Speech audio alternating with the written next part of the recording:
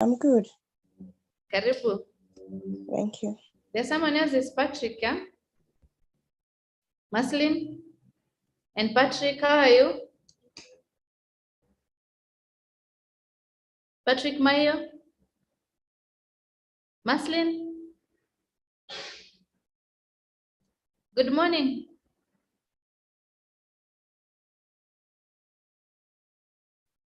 Okay.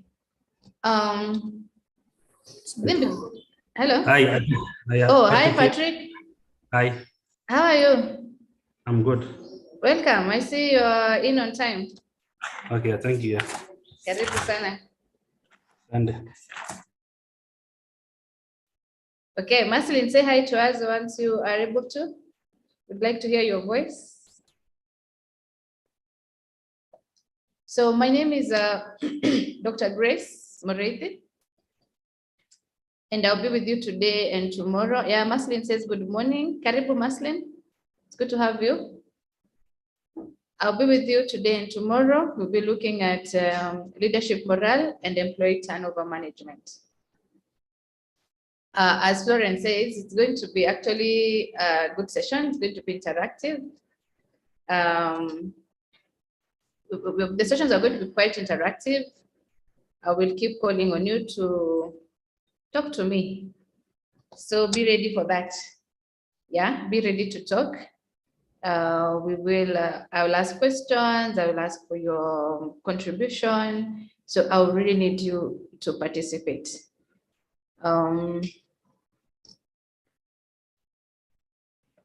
Mr. Den, I don't know that you'd like to say something if you're still there. Then, before I start, maybe you'd want to say something. Okay, good. So I just want us to look at the title there. You can see my screen? Are you able to see my screen? Joyce Karibu? Are you able to see my screen? Hello, someone?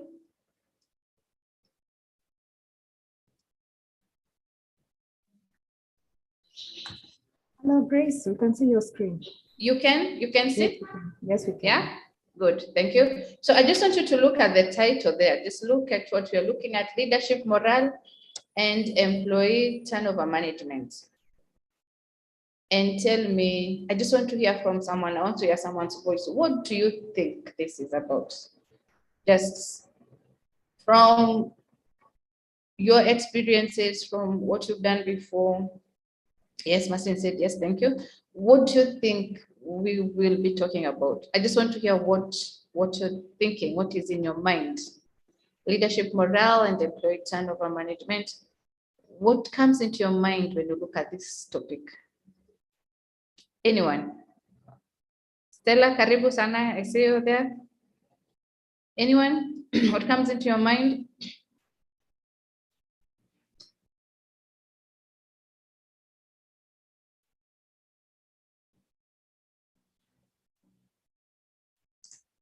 We said the session is going to be interactive. The interaction starts now. Anyone, what do you think? Employee turnover, leadership, anything from the title? I just want to hear what you're thinking from what you're seeing. I would explain leadership, or rather leadership morale, as being able to influence people for something to get done. And employee turnover management is how to reduce the movement of employees from your organization to another organization, rather the flow of talent from your organization to another organization. And being able to reduce that movement of employees from the organization, that departure of employees from the organization.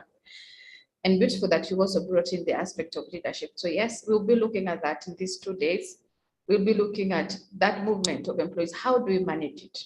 Okay, how do we stop? And we'll look at what it is, why it is important to manage employee turnover, and how.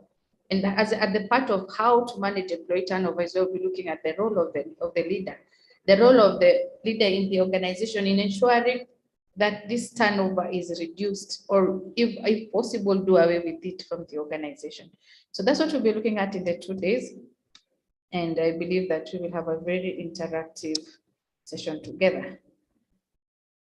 Okay, let me read somebody here. Good. So thank you for that.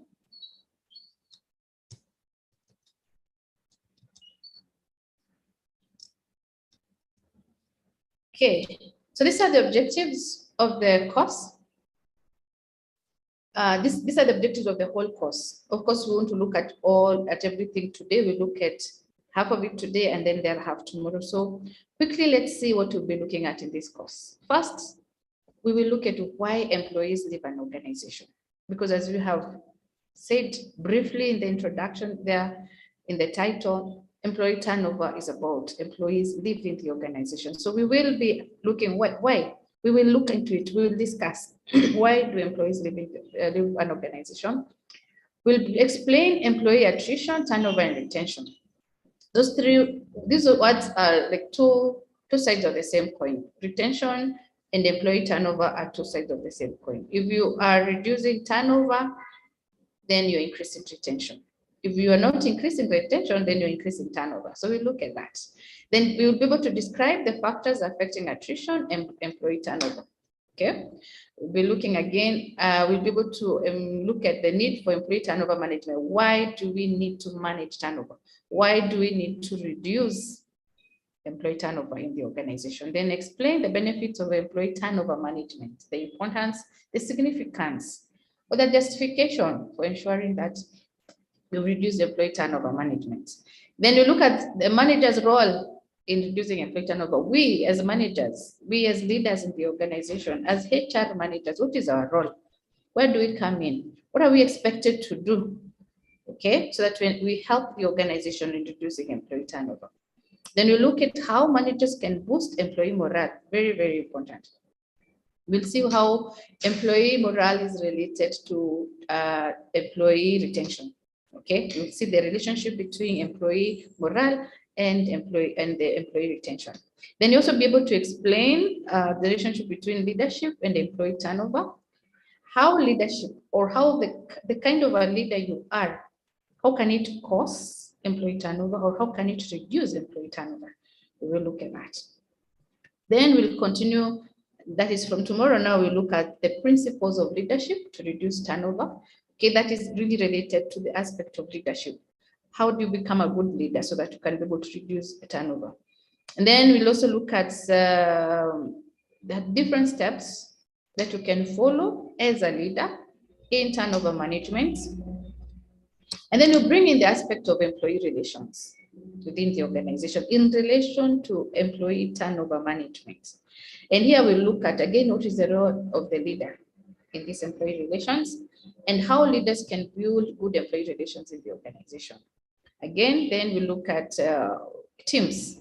Okay, how we work in teams and the role of a leader in ensuring that team and teamwork is sustained within the organization. Again, because we will see how working in teams can help enhance employee retention. Then we'll see how to build trust between leaders and employees, very important, very key. And then lastly, we look at just tips on how we can, as leaders, how we can engage and support employees so that we can enhance employee retention.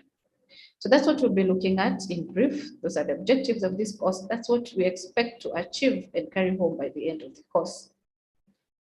So I want us to look at this. There are two people here, two managers, okay? I want us to look at these two managers, the two managers, and then we compare their leadership and see who would we want to work for. So we have a manager called Joe Wilson. This is Joe. You're seeing Joe right there. He works as a project manager at SoftSol and heads a team of 15 software developers. Okay. And just a minute there. Joe's team works exclusively on web-based software systems. And then now we have another one here. This is a man called Mark Johnson. He also works as a project manager at SoftSol and heads a team of 20 software developers, programmers, and testers. Mark's team works mainly on Oracle object projects. Now let's get to know more about each of them. So we have one is Let me go back so that we get those names. It's important to get those names clearly. Who's this guy? So we have Mark and we have Joe Wilson, and then we have Mark Johnson. Okay, so let's see their characters, the kind of people they are, their traits. Joe traits as a manager are, he's strict, okay, strict managing, he gives orders, he is slack and low and has low energy, he's only interested in achieving targets, and he overpressures the team members. Okay, then let's see Mark's character. Let's see what we say about Mark. Mark is people friendly. He motivates his team to perform better. He's impressive and energetic. He's interested in team members' problems and he engages in them, and also maintains optimum workload for each team member. Okay, I don't know that you've captured that. We have Joe and we have Mark. Those are Mark's traits. Now, my question is, now that you know a bit about each of these managers, which of these two managers would you have liked to work with? Who do you want to work with? Let me hear some answers. Would you want to work with Joe or would you want to work with Mark? And why? I hope you've captured those two people. Yes, Joyce. Joyce, your hand is up. Say something. I would want to work with Joe Wilson. This because he's a man of the people. He takes time to motivate the people, and also he's full of energy. Yes. So like Mark Johnson, who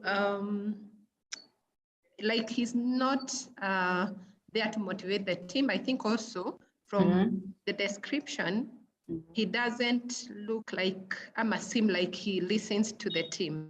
So for me, it's Joe. For Joyce, Joyce says you'd want to work with Joe because Joe is friendly to the people and he's energetic, while Mark is a bit slack. He doesn't seem to mind so much about people. Okay, anyone else? Anyone else? Let me hear. Anyone else would want to work? Who do you want to work with? Mark or Joe, and why? Let me hear. Grace? Yes? I want to agree with Joyce. I would Yes. want to work with Joe.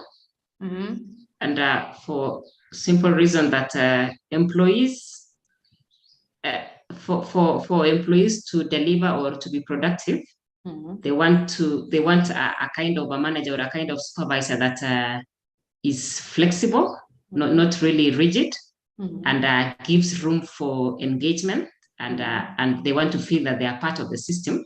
Yes. And given that we are seeing the description of Joe is friendly, full of energy. So if the supervisor or the manager is friendly, it means that he or she can create that space or that room for employees to give their inputs and to bring at play their skills and the technical expertise. So I would go for Joe. You'd go for Joe. So you agree with Joyce? Yes. Thank you very much. I wonder whether there is anybody in this room who would want to work for Mark. I really doubt. I want to believe that most of us, if not all of us, would want to work with Joe. Why? Because Joe is people oriented. He's people oriented.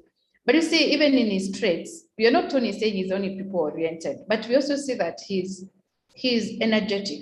Okay, so he still gets his goals achieved. Okay, so a good leader is one who's able to balance the tasks at hand and the people. Because remember, and this is what you're going to see in this course as you continue, in an organization has goals to achieve.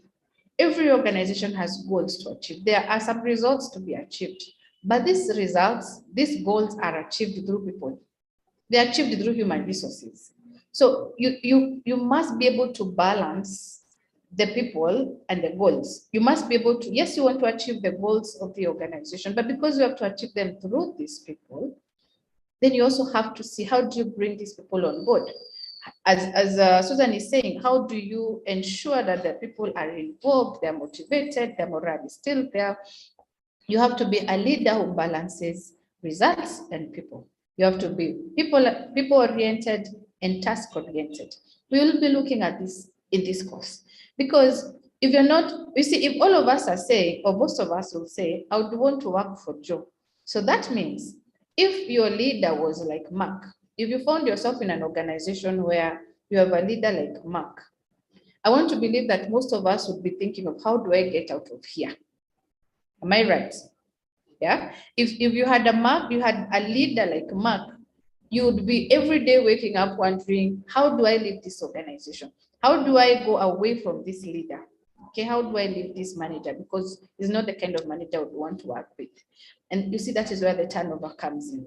So how do we become leaders who are able to balance, who are people-oriented and at the same time are result-oriented, and be able to balance? Like that's what we're seeing in Joe's case. So that's what we'll be looking at in this course, as we're looking at leadership and turnover management. We'll be seeing how you can be a leader who is able to balance the task at hand and the people, so that in that case, you're able to achieve the goals of the organization through people, without attrition, without losing these people to your competitors or to other organizations. Okay.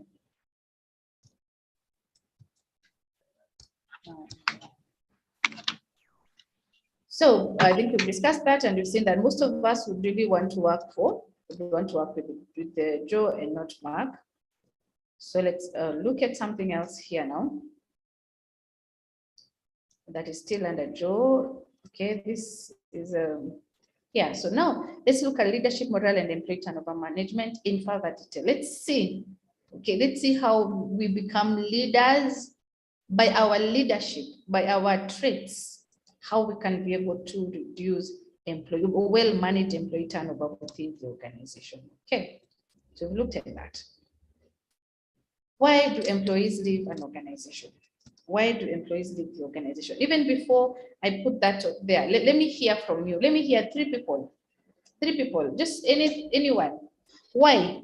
Why? Let me put it this way. Why would you leave an organization? Okay. Generally, why do employees leave an organization? But even if we have to look at it from our own perspective, why would you leave an organization? What are some of the reasons that would push you away from an organization? What are some of the reasons that can push employees out of an organization? Let me hear someone. Let me get three people. Why? Why do employees leave an organization? Hi, Chris. Yes, Susan. Is it Susan? Okay. Hello. Oh, hello. Yes. Yeah. Hello. I would say because of toxic. Sorry, you're not very clear. Hello. Oh, you've disappeared. Sorry, you are not very clear, but I see somebody, Raquaro says poor and functional structures. Yes, within the organization. Yes. I said toxic environment. Toxic and okay, yeah, toxic environment. Okay. Yeah, nobody wants to work in a very toxic environment. Yes, that's Eunice. Thank you very much. Yeah, okay. Someone else? Career growth. Yes, Amex here. Amex Simanso says career growth, you'd leave probably to another organization because the other organization gives you an opportunity to grow in your career. Yes. Can I hear from someone else? Grace. Yes. Yes. Bosses. Sorry? Bad bosses. Aha, a bad boss, like the one you've seen, the case of Mark, yeah. You may have a boss that makes it very hard to work with. Mayo says unachievable work targets. Okay. Targets are given to you, but they are not achievable, or they could be beyond your ability, or you don't have the resources to achieve them. Joroge says demotivating work environment, poor remuneration to progress in career path. Yes, demotivating work environment. That could go very well even in the toxic environment we're talking about. Poor remuneration. Remuneration is always very key. It matters to every employee. Eunice says lack of reward and recognition. Yes, particularly when you are really contributing into the organization and you're not being rewarded or you're not getting any recognition. Okay. Yeah. Any other? To become entrepreneurs. Yes, this is becoming very common lately. People are leaving organizations because they feel, their passion maybe is in something else. Grace, to be their own bosses. Yes. Yeah. If work-life balance is not, if the organization is not keen on work-life balance, yes. I would go for another organization where my work and life is being like brought at a balanced level. True.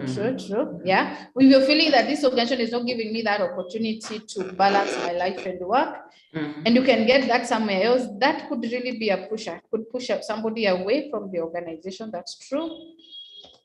Any other person who wants to contribute? Okay, good. I like those points. That's very good points on why employees can leave the organization. Okay, let's see what other points. I don't know who, I think you have somebody on the chat who says organizational culture.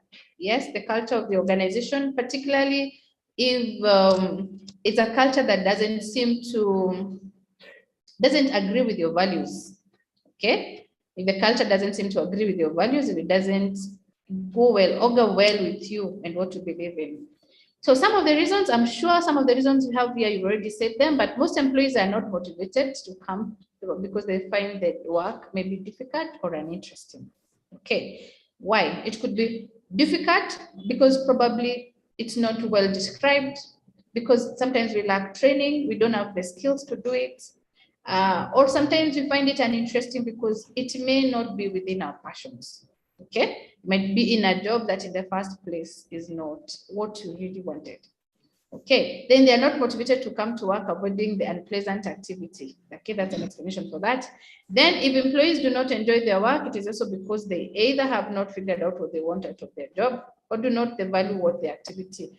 They don't value the results. Okay, the results of this job and what it brings to them. It may not be bringing, they may not be feeling like it is significant to them.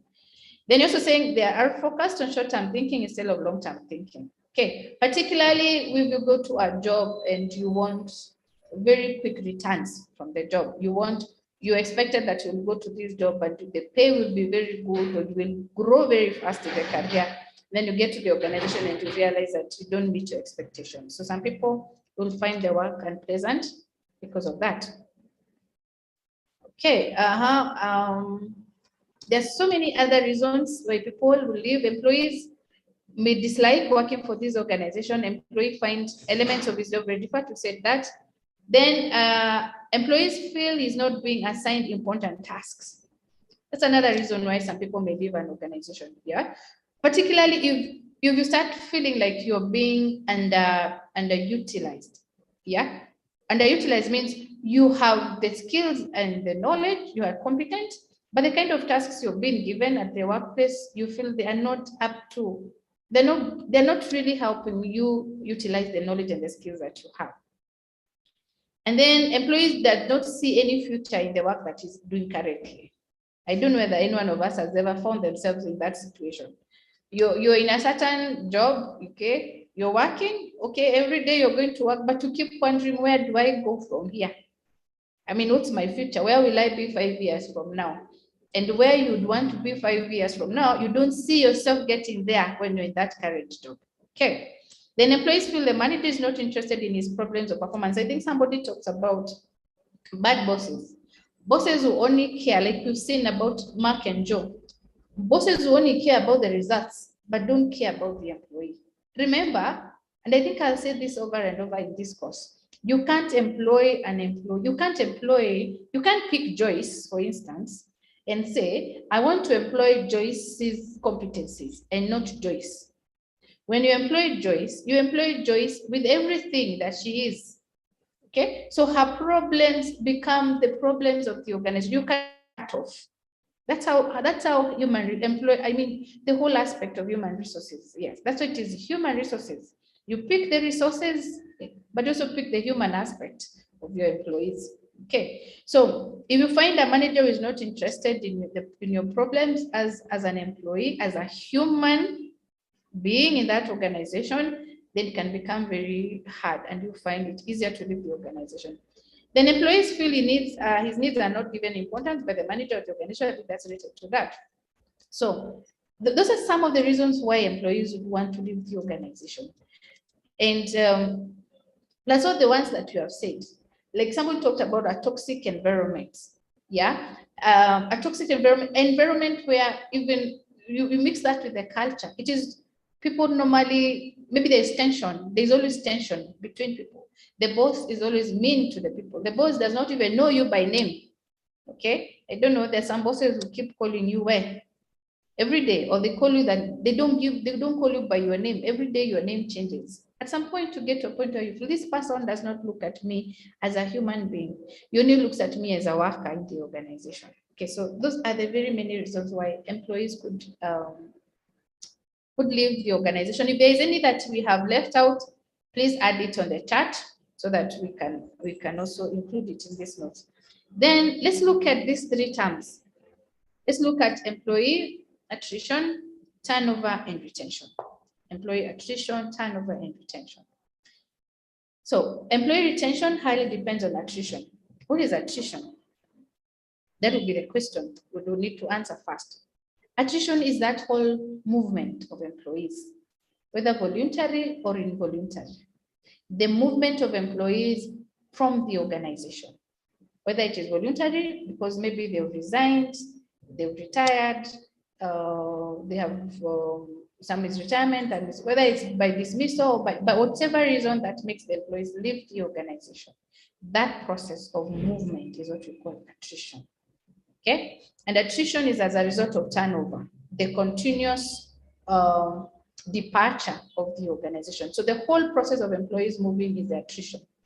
Turnover is that when they are leaving, okay, when they are leaving the organization and others are coming in, this one they leave, others come, because you employ, you fill the gap, then the employees leave. That's where the turnover comes in. So retention is the other side of the coin. I said that. We look at attrition and turnover as one side of the coin and retention on the other side of the coin.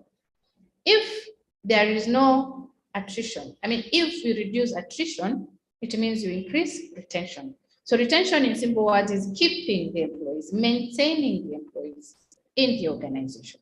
Okay, when the employees are not leaving the organization, then we are retaining them. So there are two sides of the coin.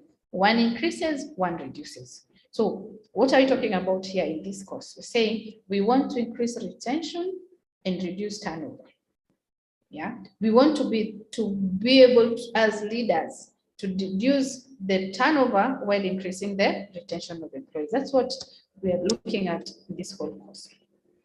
So the process, during attrition, organizations should use serious employee retaining strategies to prevent the employee from leaving, especially highly talented employees. I really want us to look at that. We use employee retaining strategies. We want to put in place ways and means and methods, those are the strategies, to retain the employees, okay? So that we stop them from particularly the highly talented, and you're going to see why it is important. You're going to see why. It's going to see why it's important to really prevent employees from leaving the organization. Okay, attrition causes a real damage to the organization because they don't even know when the employees started feeling, sometimes if you're not managing, okay, if you're not managing turnover, you won't know why the employees are leaving or when they even started deciding they want to leave the organization. That's why the aspect of management, okay, remember in the beginning, or those who are there in the beginning, we said this course is about leadership, morale, and employee turnover management. We want to be able to manage the turnover to increase the retention. So in this management, it's also important to be proactive. Don't wait until the employees have left, until the attrition rate is so high, is when you start now looking for the retention strategies. In HR, we always say it's good to be proactive. So we are going to learn how to manage this turnover so that we can be able to foresee, be able to tell when employees, what would cause employees to leave the organization so that we prevent it even before it happens. And therefore we're able to retain our employees. Okay. So we're saying what this is just a question. Let me hear from this let's me see whether we are together. What does the term attrition mean with respect to an organization and its employees? Pick one from the four. Anyone, pick one from the four. Does it mean employees joining an organization? Does it mean employees happy with the organization? Does it mean employees leaving an organization, or does it mean employees referring others to the organization? What does the term attrition mean? Employees leaving an organization? Employees leaving an organization. Does anyone else think differently? Is there anyone who thinks differently? Someone says, when an organization doesn't have integrity, employees leaving an organization. Yeah, three. Yes, you have many people saying it's 3 employees leaving an organization. Let's see whether we are correct. Let me see. Is there anyone who thinks no? It's not number 3? No. Okay, attrition is a process of employees leaving an organization. Okay, so we are right. So I see we are together. The employees leaving an organization. Okay, and we want to see then how do we stop them from leaving the organization. Okay, factors affecting attrition, employee turnover. Okay, factors affecting attrition and employee turnover. What are some of these factors that would influence this attrition, that process of employees leaving the organization? We have one, workload demands. Workload. I don't know whether anybody mentioned this when we were looking at why employees leave the organization, but normally we want to work within our abilities. We also want to, nobody wants to work in a place where you're being overloaded. Somebody talked about work-life balance. One way of enhancing work-life balance is ensuring that employees' workload is fair, okay? Is fair. So don't overwork employees. And remember, and you're going to see this later, if you have too much attrition, you actually get to a point where you now overload the few employees that you're left with. But assigning more task, responsibility, and work to employees are the primary source for attrition and turnover. There is what an employee can do, but it shouldn't be overdone. You shouldn't overload your employees because people get tired, okay? And particularly when you're overloading and it is not, it's not aligned with the remuneration. You see, where the organization continues to increase your workload, but they're not increasing your pay on the other side. Okay, but even if they're increasing your pay, there's only enough of what one can take. Okay, then control. Manager controlling the job of employees can also be a source of dissatisfaction, particularly over control. Okay, and managers who micromanage, they're just there. They don't give employees, they don't empower the employees, and they don't give the employees an opportunity to be part and parcel of decision making. Can be very, remember, like I said, we are human. Employees are human resources. Okay, they are human. There is that aspect of human which is very important. So you cannot control employees the same way you control physical resources. The same way you control physical resources is not the same way you'd control the employees, because employees are human in the first place. So they have feelings. They have their own brains and minds, and they want to put that brain into work. So give them that opportunity. If it's not given, then it can really push people out of the organization. Okay. Then we have job insecurity. Okay, job insecurity. If you're working in an organization where you're not very sure whether tomorrow this job will still be there, either because of, particularly if you work in an organization where you don't have a written contract, there's nowhere you have signed. You're just employed, you're told come to work next week, and you came and started working. And 1 month down the line, there is still no contract. Okay. We were working in an organization where the management is not loyal to its people. And you see it's not loyal. It's not even loyal to its suppliers. Then that begins to tell you, if it's not loyal to even the partners, will they be loyal to you? So there's panic. You're not sure. Okay? You're not sure. If you're working in an organization where summary dismissal is so normal. Okay, you do something wrong, you're not given an opportunity to learn from your mistakes, you're not given an opportunity, they don't listen to your side of the story, you're just fired. This job insecurity, there is fear.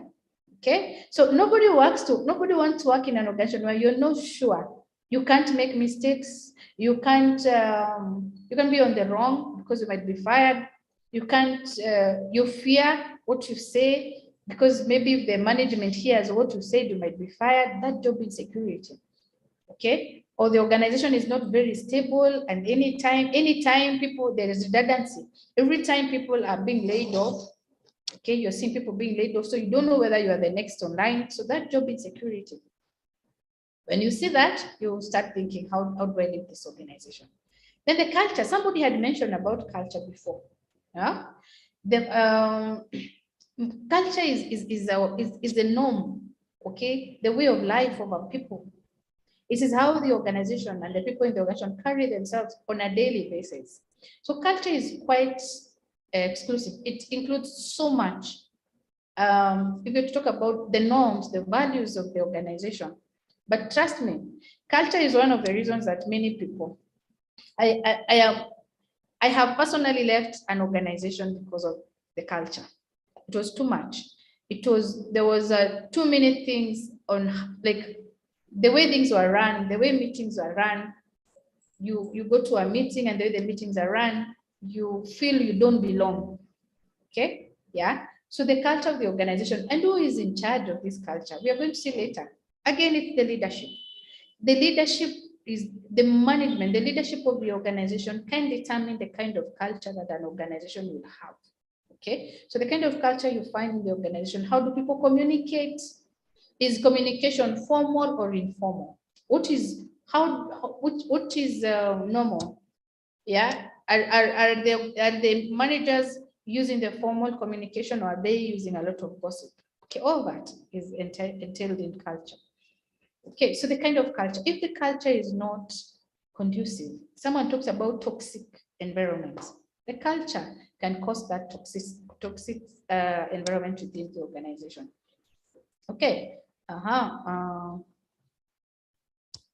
let's see what else is there that can affect attrition within the organization. But you see, most of this is related to what we are saying with psychological support.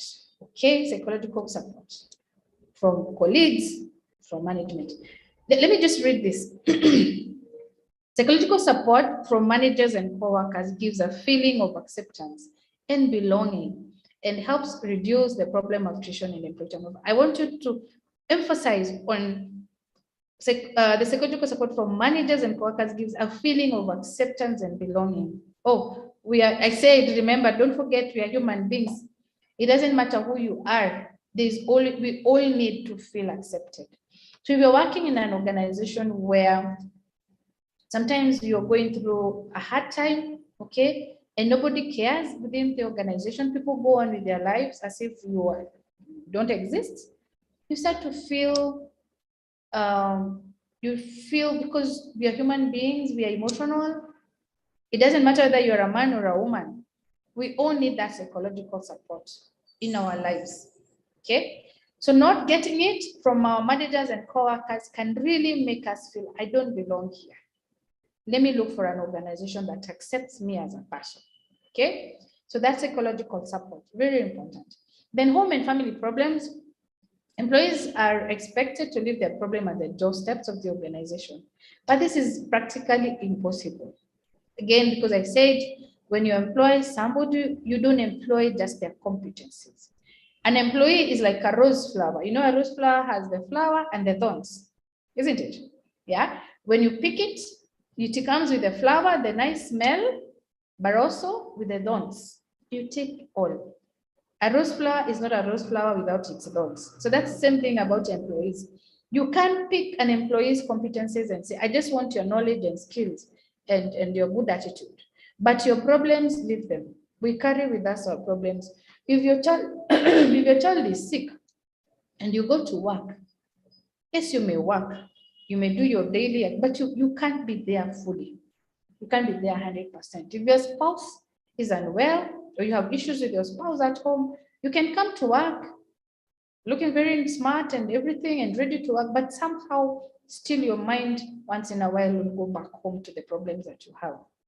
So it is important that as someone was talking about work-life balance, it's also important that we consider our employees, not just in terms of resource, not just looking at them as a resource, but as human beings who carry with them other problems from their organization.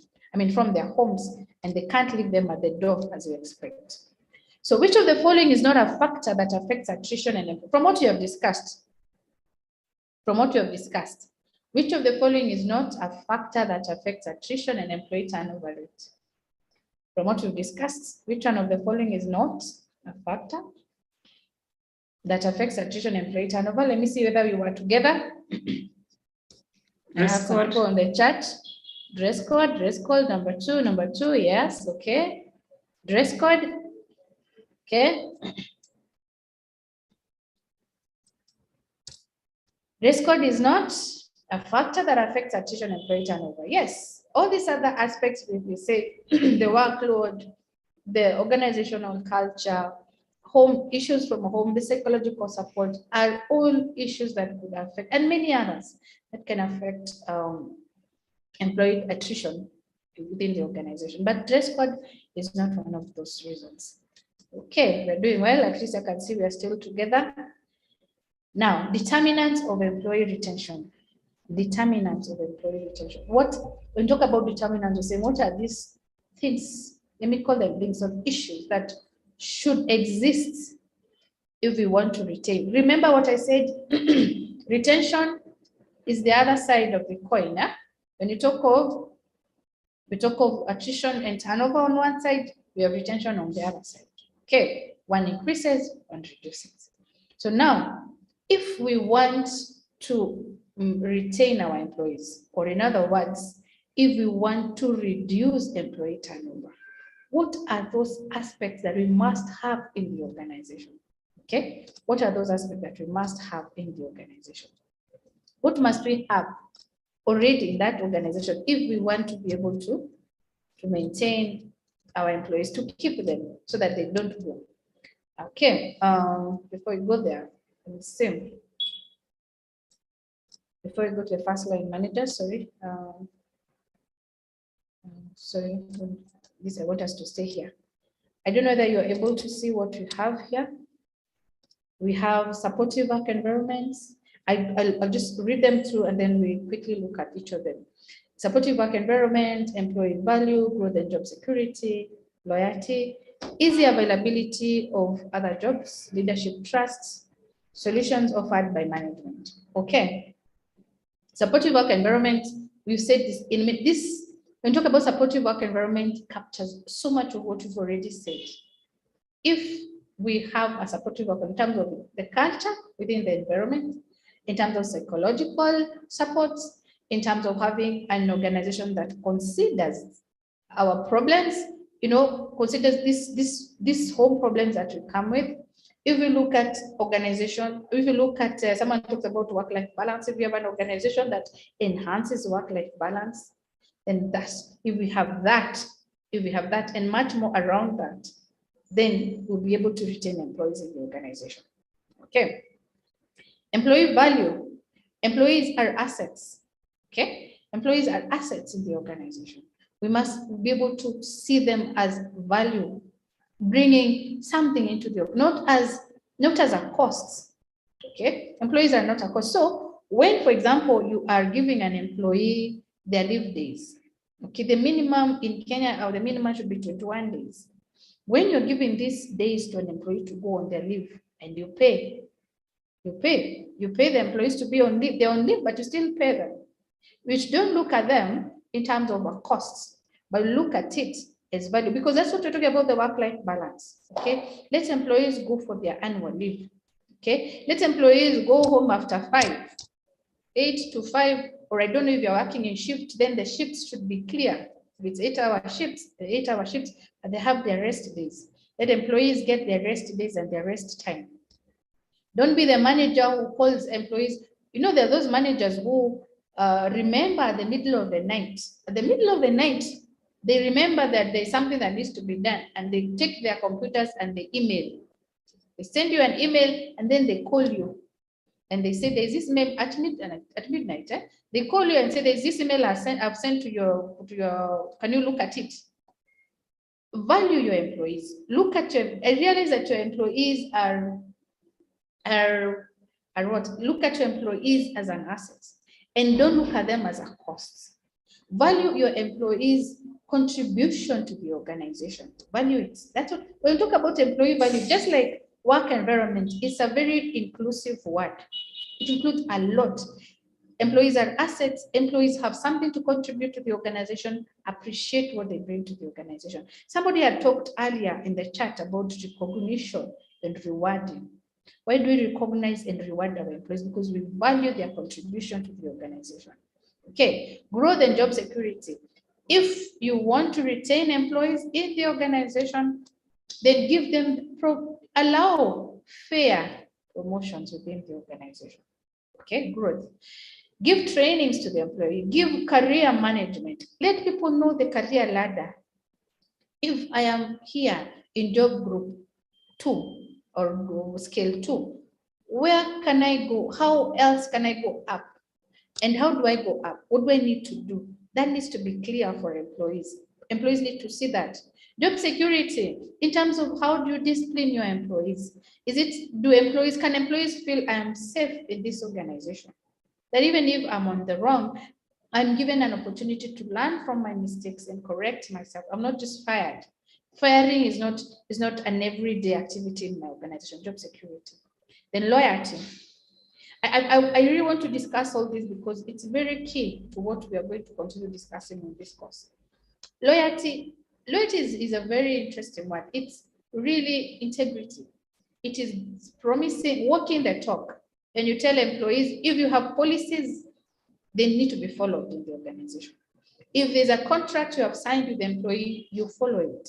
When you tell employees that if you increase the productivity this year, we will share in the profit, then make sure at the end of the year, if there is an increase, you share in that profit. Keep your word as an organization. Keep your word as a leader. If you're able to do that, employees can trust you. And employees trust you. Remember the story of Joe and Mark in the beginning. If employees trust you, then they will want to work with you. Okay, and that can retain. But then there's easy availability of other jobs. Now this is a puller. This is what we call a puller. Yes, if there is the easy availability of other jobs outside the organization, the question would be, where would your employees want to go? Okay, there is easy availability of other jobs.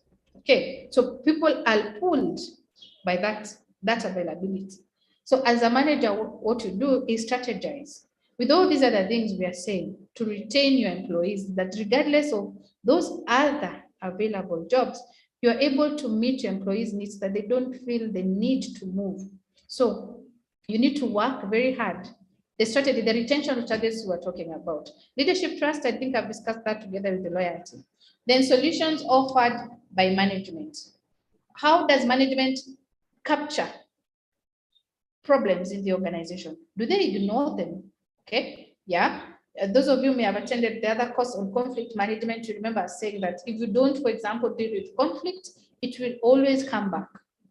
So do managers deal with conflict with the organization? Do managers deal, if there are no resources, is the manager going out of their way to look for those resources so that you solve the problems within the organization? Your own problems, when you take your problems to the manager, to your HR manager, to your leader, and say, I have this problem, do they ignore you, or do they take interest in listening to you and probably guiding you?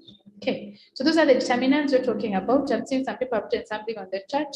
Okay, I think it was we discussed that. Good. So let's see. Let's see this. The line managers in relation to the things we have discussed, the determinants. Let's see the role of the line manager and employee turnover. Who is the line manager? Who is the line manager? Can I hear from someone? Who is the line manager? Anyone? Who are line managers? In charge of maybe a particular unit or a particular employees. Like they directly report to him. The employees directly report. The line managers are the ones we are directly, let me say, we are directly in contact with, isn't it? They're the first, basically they're called first line managers. They're like the first, they are supervisors most of the times, yeah? They're the ones who are fully in touch with the employees, and mostly work as a bridge, their first supervisor, someone says the first supervisor, mostly work, connect, they're like a bridge that connects the employees and the top management. They're there. Okay, now, very important.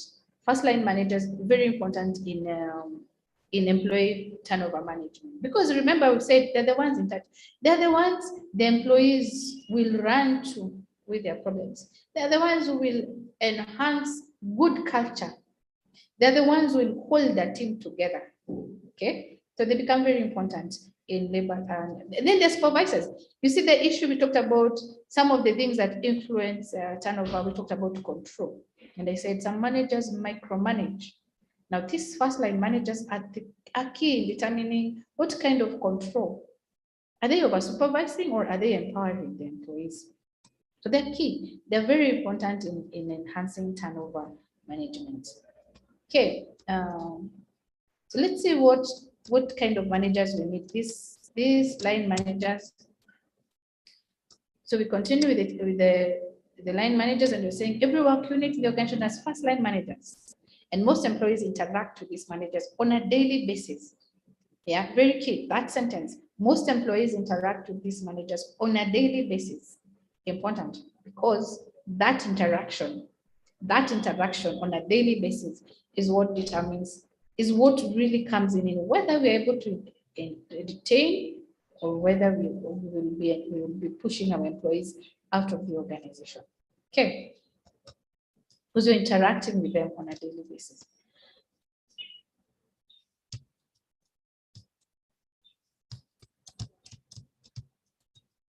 Okay.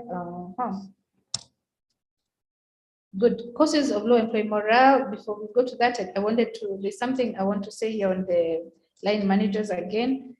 I don't know that you've seen why we are emphasizing. I said most employees interact with these managers on a daily basis. So we say that it is therefore important. It is important that the efforts of employee turnover management starts with the first line managers. Okay, yeah. It is important that the efforts of employees. I want you to connect the sentence on most employees interact with these managers on a daily basis.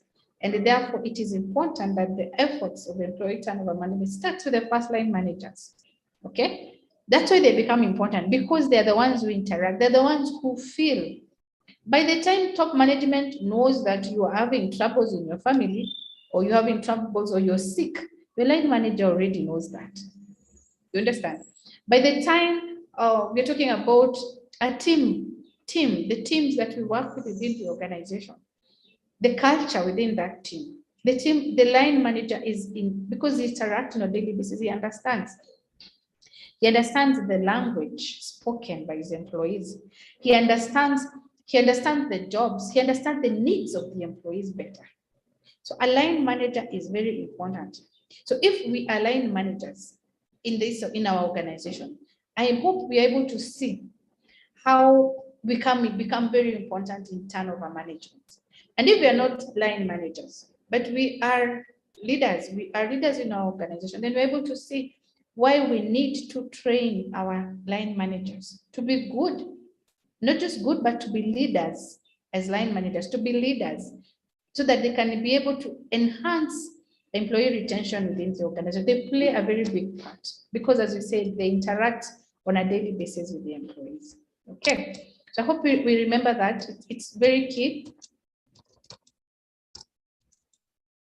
Okay, so causes of low employee morale and a high employee turnover. Employee morale, okay? Employee morale. No, let me just hear. Let me just hear from you. What is morale? Some people pronounce it as morale, but basically we agree we are talking about the same thing. What is employee morale? Let me hear from you. What comes into your mind when you talk about employee morale? Yeah, someone had said about immediate supervisor. Okay. Employee, what is employee morale? Let me hear anyone. before we go to how this connects with employee turnover, employee morale, what is it? Catherine says motivation to do work. Florence says morale, positive energy to do something. Caroline says positive attitude, urge or energy. This is Anne. Then the interest to perform a job. Okay, yes. I would like to combine, I think, almost everything that you're saying here. But let me pick what Florence says, the positive energy, morale, the positive energy, the positive attitude, the motivation. All those ones, yeah, and says the urge, the energy, the positive energy. Okay, so we understand what morale is.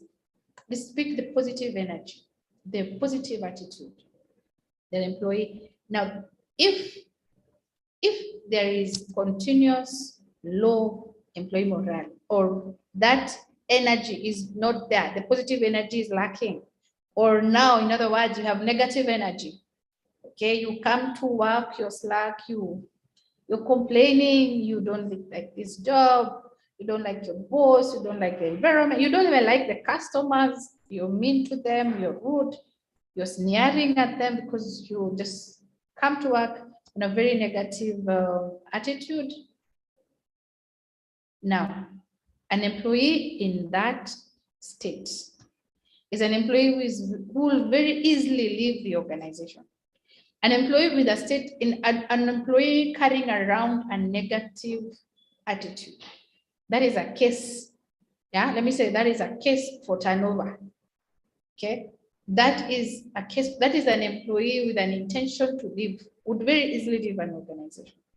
So, what would cause this? It's morale, because that's where we come in. We need to know what causes this kind of low morale, all the negative energy, so that once we understand what causes it, becomes easy for us to then deal with it and manage it. So some of the reasons: unfamiliarity with the tasks or process. Unfamiliarity, let me tell you, there is nothing as demotivating as doing a job you don't understand. You don't understand it, you don't even understand the significance of the job or the task.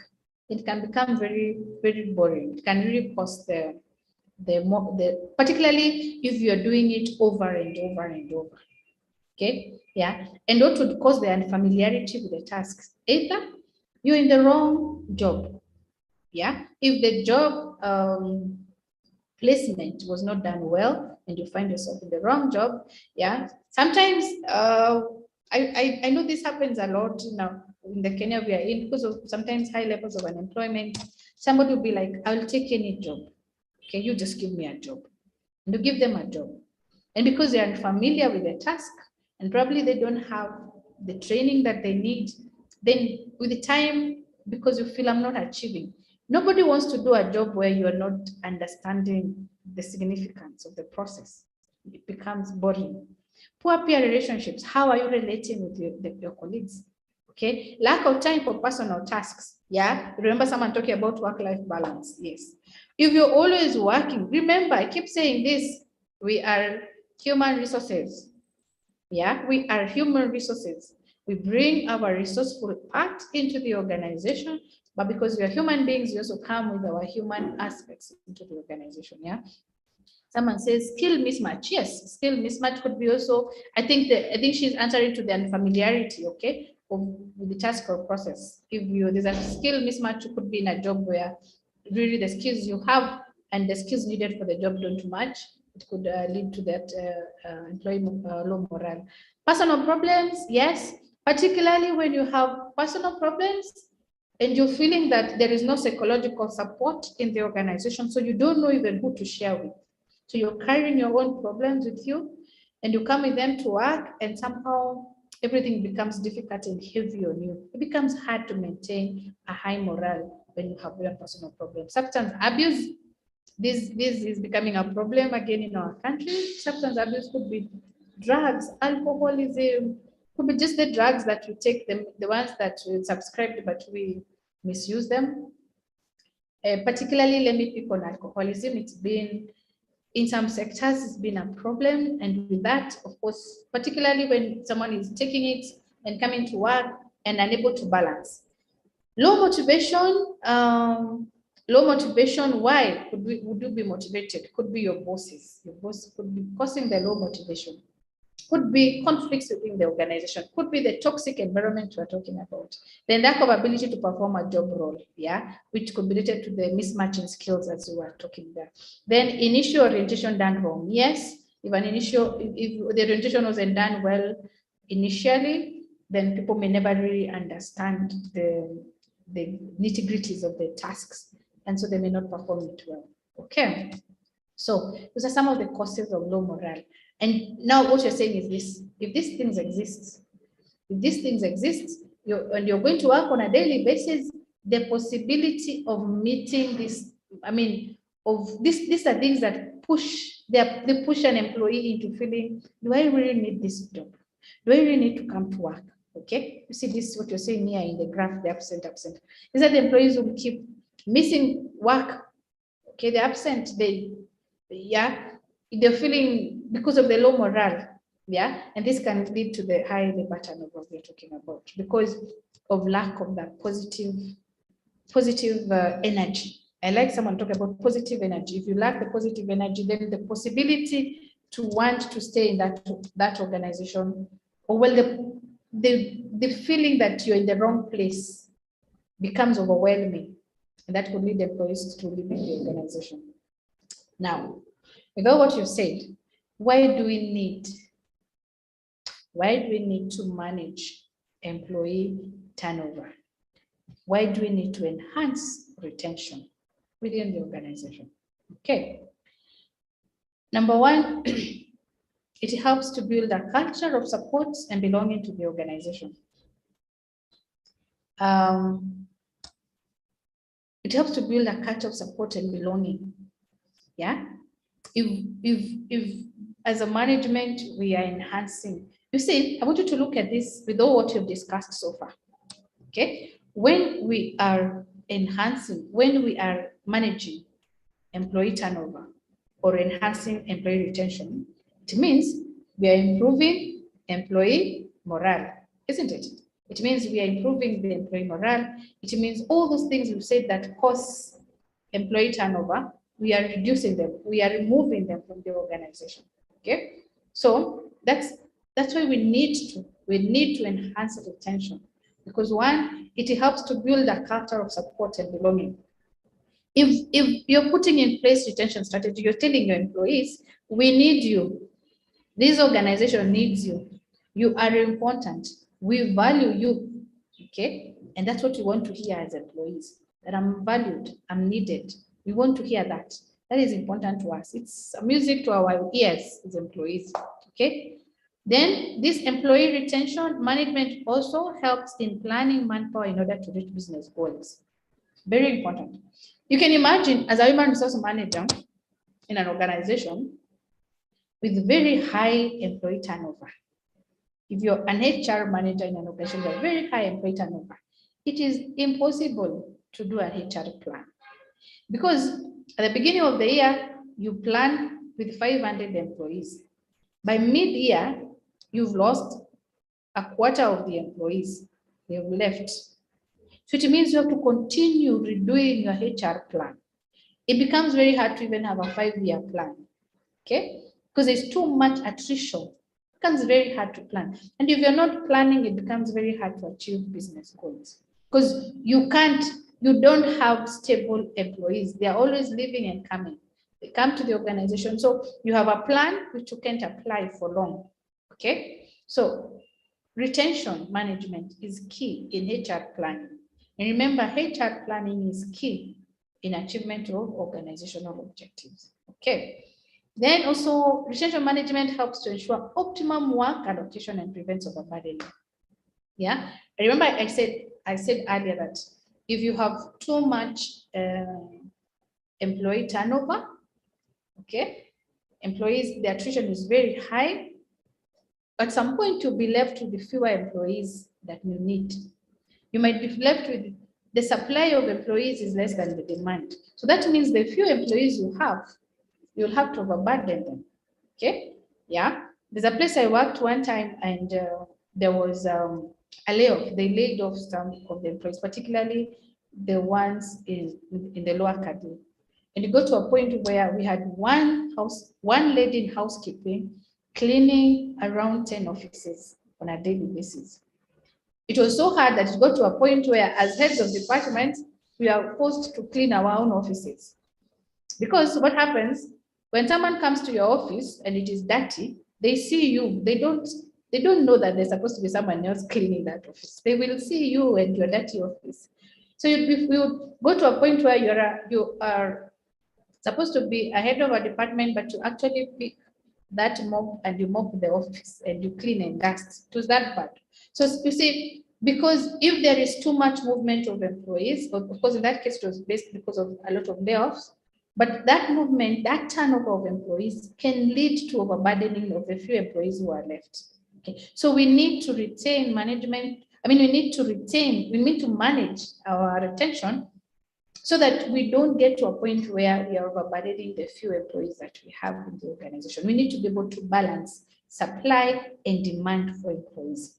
And it provides an efficient and effective way to implement strategic processes, strategic management. Okay? I've said this, if there is too much attrition, you can't strategize because you don't know how many employees you have today, whether the ones you have today are the ones you're going to have in 6 months' time. Okay? If the employees keep moving, you can't even do talent management. You can't develop your talent because you're taking employees for training. And because of all those things that you have discussed, the causes of employee turnover, maybe you're training employees, but you're over controlling them, then they leave. So the employees you had trained, thinking that they're the ones who are going to fill gaps in the organization, who are going to go into succession planning, they leave. So you can't do succession planning, you can't do HR planning, you can't strategize for the organization if there is too much turnover. So we need to manage retention. We need to retain our employees so that we can be strategic in our management. We can be able to proactively, strategize in our organization. Then also it helps foster transparency and fairness through a properly structured open work environment. Okay. Yeah, if you're retaining these employees, then it means you're putting in place all the things we are discussing. The communication, you're ensuring that there's good communication, you're ensuring there's work-life balance, you're ensuring that employees have job security, you're ensuring that employees have that support we're talking about. That environment is important within the organization. Okay, so retention ensures that you have that open work environment where employees feel wanted and needed and important within the organization. I don't know whether we have any question or comment up to that point. Are we together so far? Are we following? I need to hear a voice. Yes, we are, Grace. We are following. Okay, good. Any question, any comment, anything someone would want to add, any experiences from our workplaces based on what we've said so far? Grace, maybe a comment. Huh? Yes. I want to agree on, I want to refer to the factors affecting attrition and employee turnover. And I want to point on job insecurity. Yeah. And I want to say that this is real. And recently, a few months ago, I lost like 2 staff on, and when I did the exit interview, the first reason why they gave is that this staff was working under a project that, these donor-funded projects that they give you 1 year, then after that, you write a proposal, they give you another 1 year, that kind of thing. And the staff say that when I think that I am settling in, and then the year comes to an end. And I, you are not settled. From January, December, ikazi inaisha. So there is that, there's no peace of mind. And always you're anxious. There's this anxiety that this job is not stable. And this guy said, and I'm leaving. I got another job, and this job that I'm going to is giving me at least 3 years. I'm able to do something. I'm able to at least settle. and do something before the 3 years elapses, you know. So I want to really agree on job insecurity and as a contributor to retention and a contributor to the turnover. So it's two-way. If I'm giving you more years in employment, you will be settled and you can do something and you will stay. If I'm giving you 1 year, definitely you look for a job that you want to feel that you're secure. Yeah, thank you. Thank you, Grace. True. I like the example you've given. It's very practical.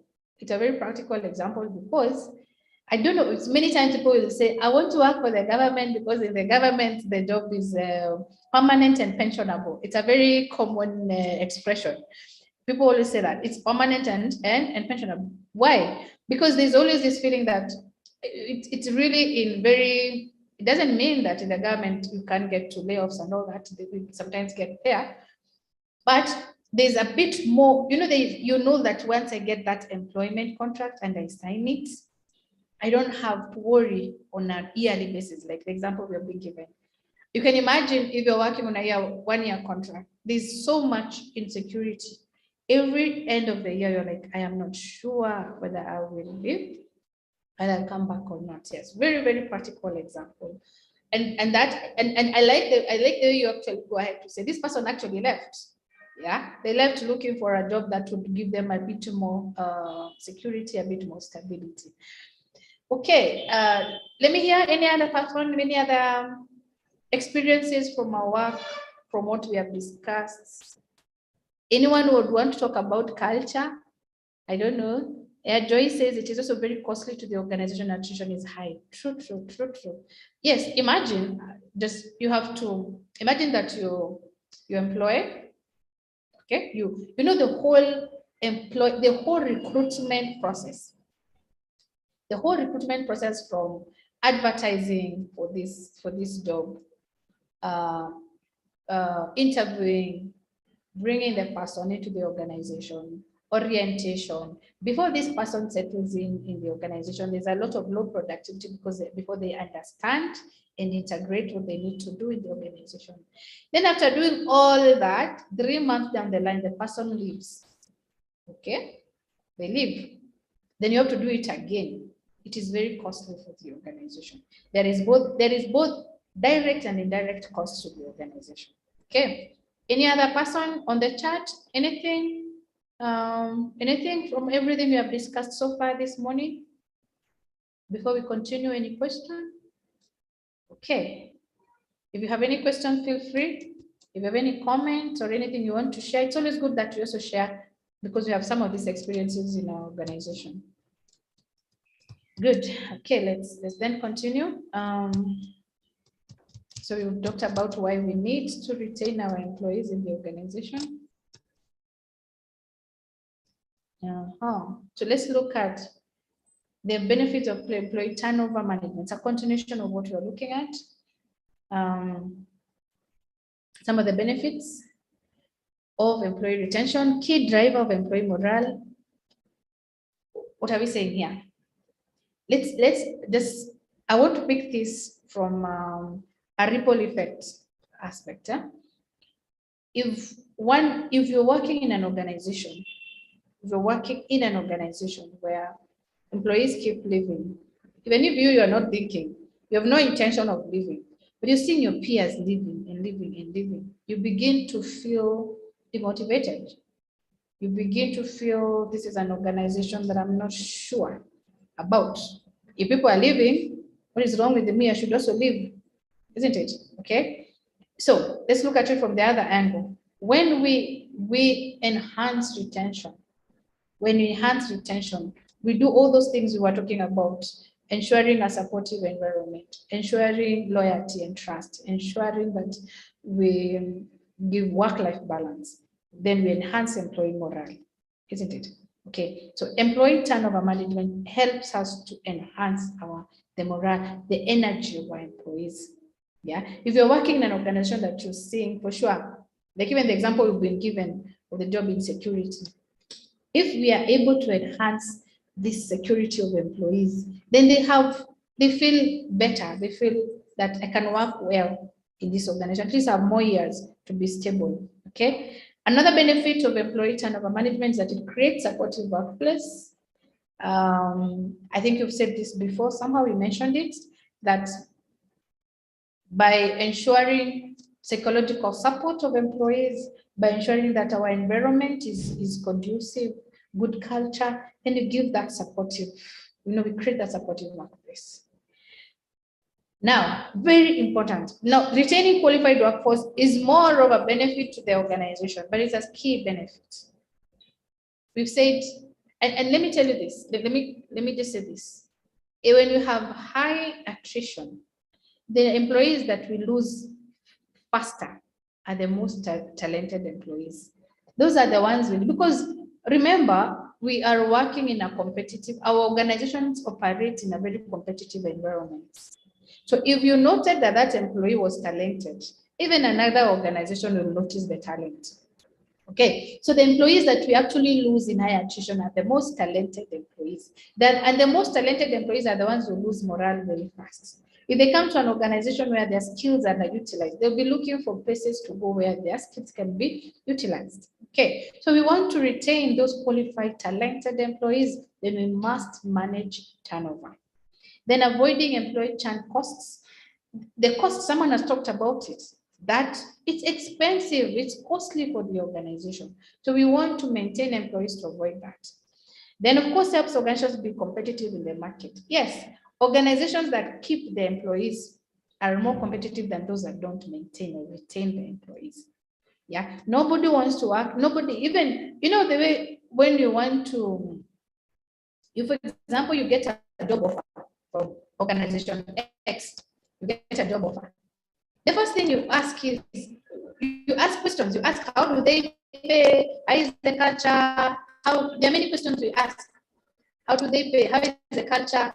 How is the, sorry, let me check my power, 1 minute.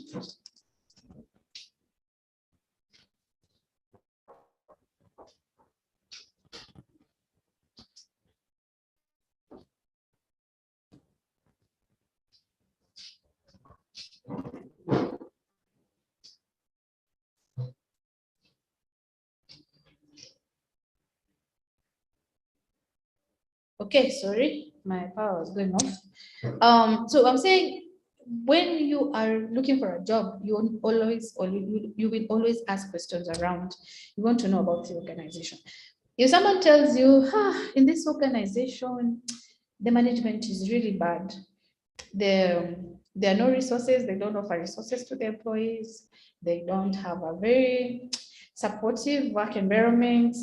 So people normally just work there a bit and then they leave. That's not an organization you want to work for. It's not an organization. You might even drop that job offer, or you will take the job offer when you're still looking for other places where you can live. So for an employee to be, for an organization to be competitive in the market, it's important that it maintains, it's important that it retains its employees. And how do we retain employees? By managing this employee turnover. Then it helps employees reach his full potential. What we're talking about. I mean, you want to work in an organization where you feel you're growing. There is a chance for career growth. There is a chance for contribution. You're valued. There is a chance for being able to see where will I be in 5 years, 10 years time in this organization. Okay. So, but if you're working in an organization where every day all you think about is leaving the organization, then you can't reach your full potential. It takes away your energy, okay, from concentrating on achieving your potential and concentrating on leaving the organization. Then, of course, for the organization, it leads to higher performance. All these things put together, HR, we say, in human resource management, you say, a satisfied workforce leads to a satisfactory performance. You need to have satisfied employees for you to get high performance. And they're satisfied if you're able to put all these things together and reduce turnover in the organization. All the strategies, all the retention strategies we're discussing and that we're going to continue discussing, enhance that employee morale. you enhance employee morale, then it will lead to higher performance because you have, like you're saying here, a more engaged workforce, a more talented workforce, a more committed workforce. You get that? And that results to higher performance. Okay. Those are some of the benefits. If you look at these benefits, what I want you to notice that the benefits are two-way. The benefits related directly to the employee, but these benefits also are related to the organization. Okay, there are benefits that you're looking at and seeing, okay, this is what the employee can gain from employee turnover management, and this is what the organization can gain. But remember, once the employee gains, the organization gains. Okay, so it's good that you think about it, not just from the organization's perspective, but also from the employee's perspective. How does the employee benefit from the turnover? Because once the employee is happy, then these other things we're talking about, high performance, competitive organizations will come in. Okay. So another, I think this is really a discussion of each of the various aspects, the various benefits that we have discussed. This is what I've already discussed. So a question, let me see whether we are together. A question here. Oh, I've given you the answer. I should not give you the answer. Sorry. I want to hear which of the following is a benefit of employee turnover management? Which of this is a benefit?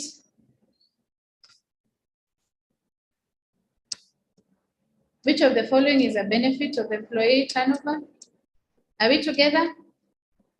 Let me hear, or let me see on the chat. Which of the following is a benefit of employee turnover management? Someone says it's also very positive, the organic attrition is high. Okay, D. Okay. D is avoid employee churn costs. Okay, we're in agreement.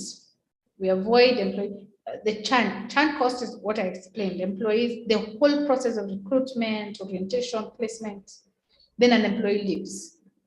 Then you have to bring another employee into the organization. Then the whole process is very expensive for the organization. And the costs are both direct and indirect. Okay, when you're looking at those costs, don't just look at them from the direct costs, look at them from both direct and indirect. So yes, we are together there, and the answer is that. Okay. So we continue the manager's role in reducing employee turnover. What can a manager do? What can you and I in management or leadership positions, what can we do in reducing employee turnover? You can also look at it like this: the manager's role in enhancing employee retention. Okay, you can look at it as in reducing employee turnover or in enhancing employee retention. Okay. Managers, we're saying here, managers help drive job satisfaction and better job role distinction.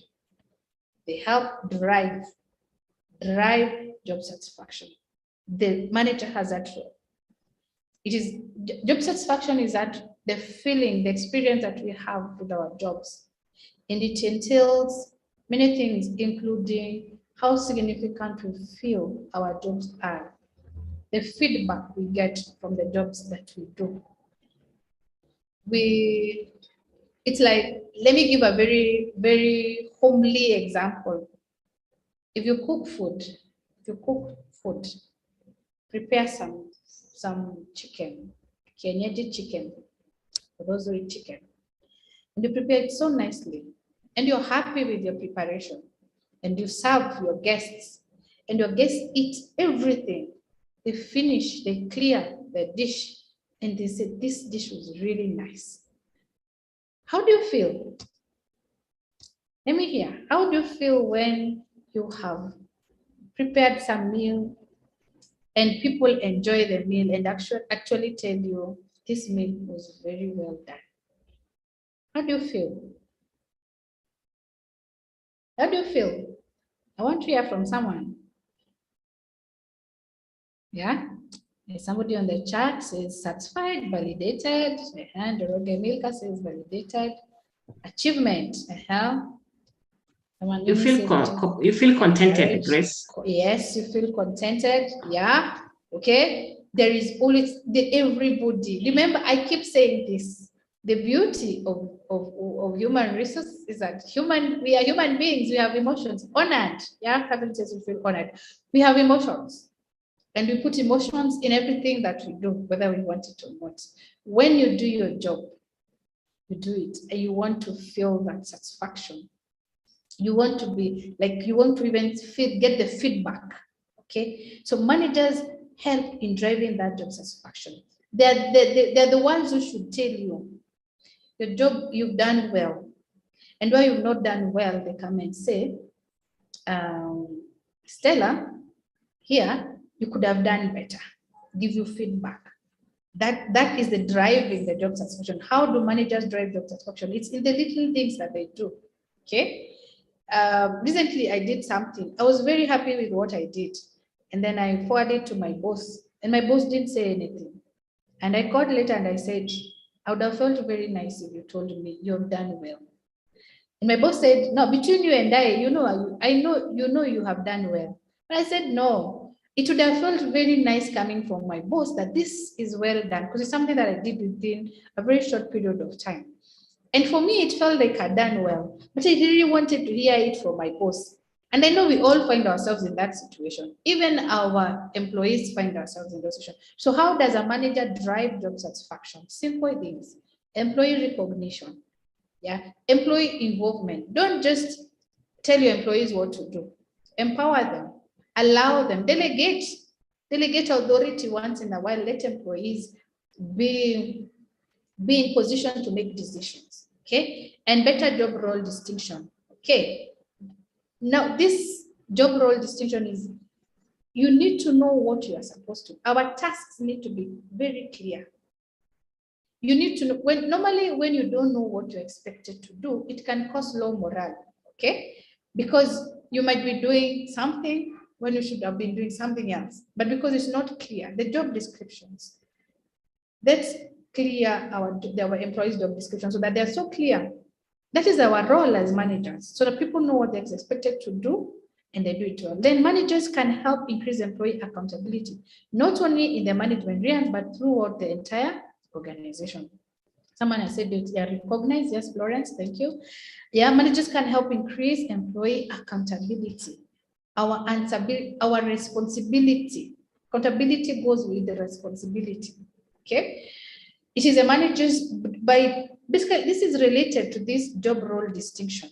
If our job roles are aware, they're distinct, we know what we're expected to do, then it becomes easy to be responsible. And if we are responsible as employees, then we are accountable. It is a role of the manager. So the manager shouldn't just leave employees. You need to guide your employees in what they're supposed to do, in what they're supposed to achieve, so that we can attain that accountability. What does the managers do?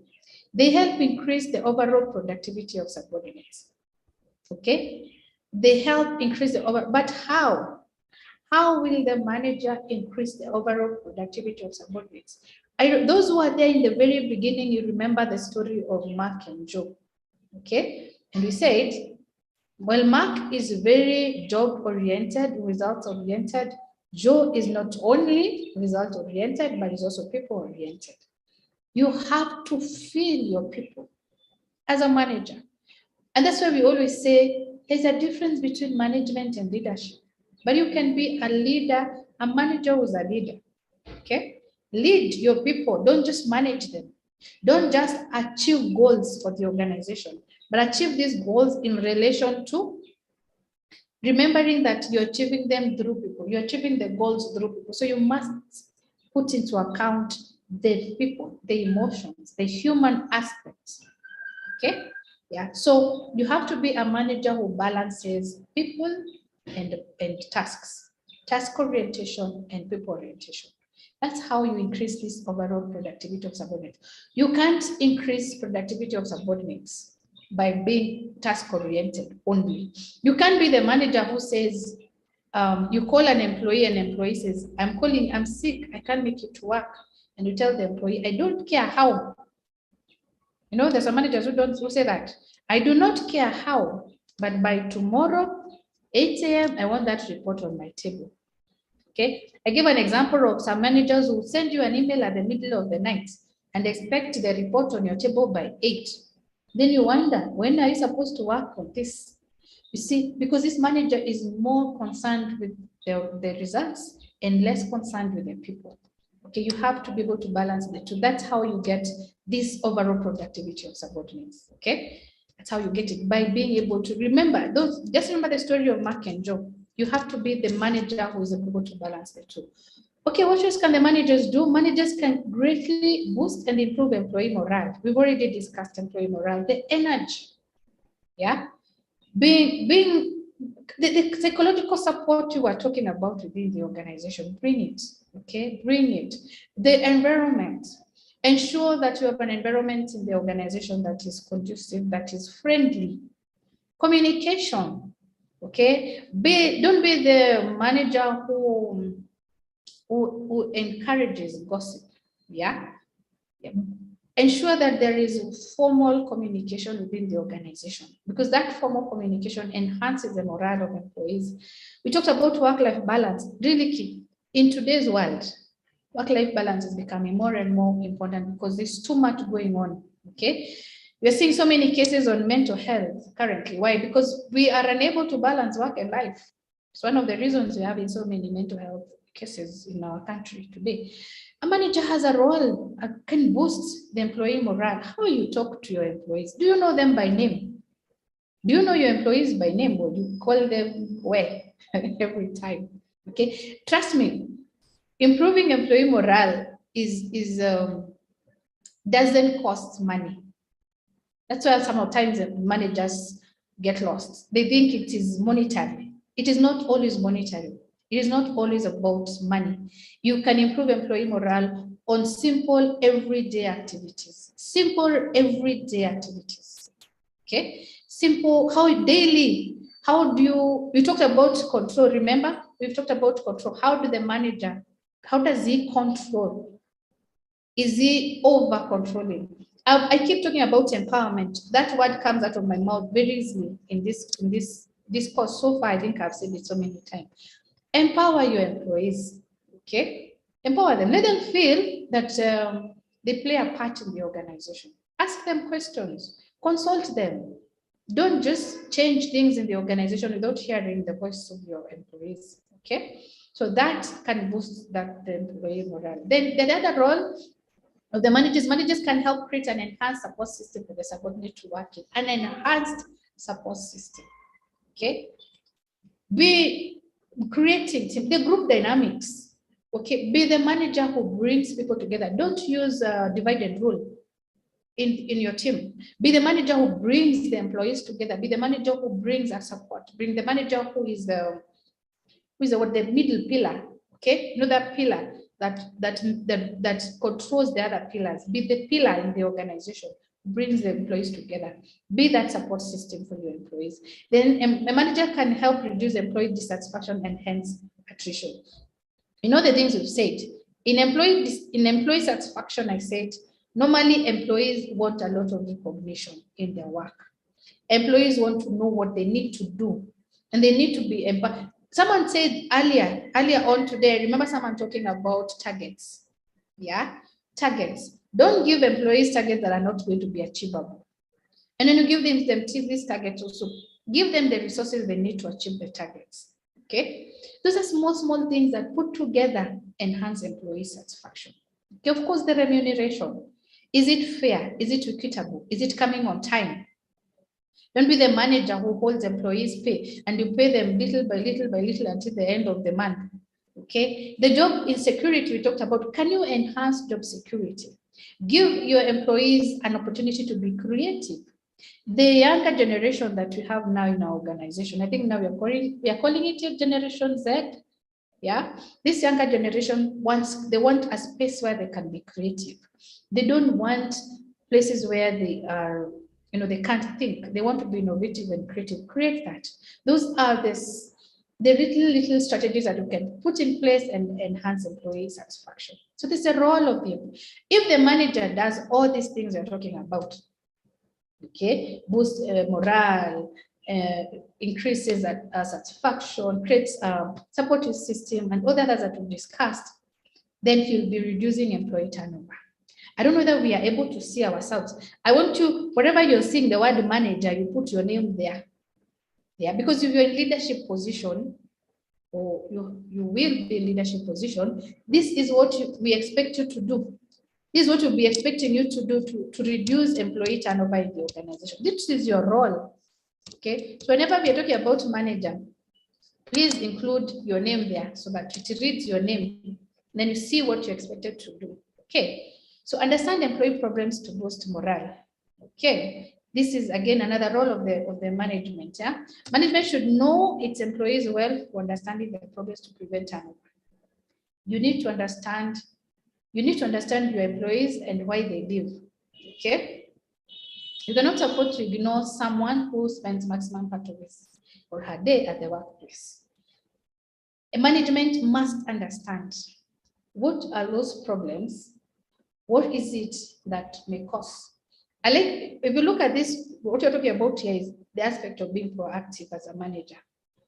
You don't wait for the turnover to increase and then you say, oh, what is the problem? You're saying, because we've already agreed that low employee morale can lead to high attrition. So we're saying, as a manager, you need to understand how you can boost that morale so that then it can lead to increase in. Someone is saying, okay. So we are saying so we're saying as a manager, you need to be able to understand the problems, those things that can cause low morale, so that you work on them, because there is a relationship between low morale and high labor turnover. We've already discussed that. So you want to be able to reduce low morale within the organization. Okay. So some managers do not bother to even know the names of their subordinates. I think I already said this. You remember? And it is annoying to the employees. Believe me. Let me say this again: enhancing employee satisfaction, enhancing employees' morale is not monetary. It is simple, small things that you do as a manager. Okay. Believe me, I don't know. Let me hear from someone else, but let me tell you the truth. I like my bosses to call me by my name. I would feel so bad when my leader calls me, well, I'm a nani, yeah? Or calls me another name. I once had a colleague. He was much older than me. And for whatever reason, he never got my name. He would call me Mary. Then another day he would call me Martha. Then another day would call me another name. It made me feel very bad that this person just can't get my name. I don't know whether this bothers anyone else. Yeah? Anyone? Let me hear a voice. Is there anyone who's bothered by people not knowing? Your boss, not people. When your boss, your leader does not know you, does not know your name, does not call you by name. It not only bothers me, but it actually frustrates me and makes me angry. Yeah, frustrates, isn't it? Makes you angry. Why can't you get my name? Yeah. And sorry? I think it's even worse when someone calls you HR. You know, I like being identified by my name. I find it ignorant. Yeah. Saying, we're HR. You know, I like it when someone calls me by my name. Yeah, someone says it is disrespectful to say the least, isn't it? Yeah. Yes. No, you don't want you HR. You HR person. Yeah. Someone calls you HR person. Really, that's not your name. Names are important. Someone says it shows how you are such a statistics. Oh, and is honored. Yes. Oh, yes. I forgot being called HR. Yeah. Florence also agrees. Nobody wants to be called. Nobody wants to be called HR. Nobody wants to be called you. It's disrespectful. And trust me. If you think about it, it sounds small. Yeah, you might think, yeah, you might think, but they're paying me well. Yeah, someone says being the only person referred by their title in the company, it feels bad. Okay, yeah, Someone might say, but they're paying you well. Gina too, but trust me, it's not just name. We are human beings, first and foremost, before we are resources. Yeah, before we are resources. Someone says, I don't mind since I was the president of Kenya, people would refer to me using the same title. Okay, yeah, I was the president of Kenya, so people would refer to me using the same title. Okay, yeah. Okay, then so as managers, we're saying it's good to know people. The such managers and organizations always face problems like low performance, high employee attrition. Yeah. So let's find ways to boost our employees' morale. And I keep saying this, it is not, don't think about it only from the time at you're paying your employees well. No, it's very simple things. An employee tells you, my child is sick. When they come to work tomorrow, do you remember to ask them how the child is feeling? Yeah. Someone tells you, I lost a relative.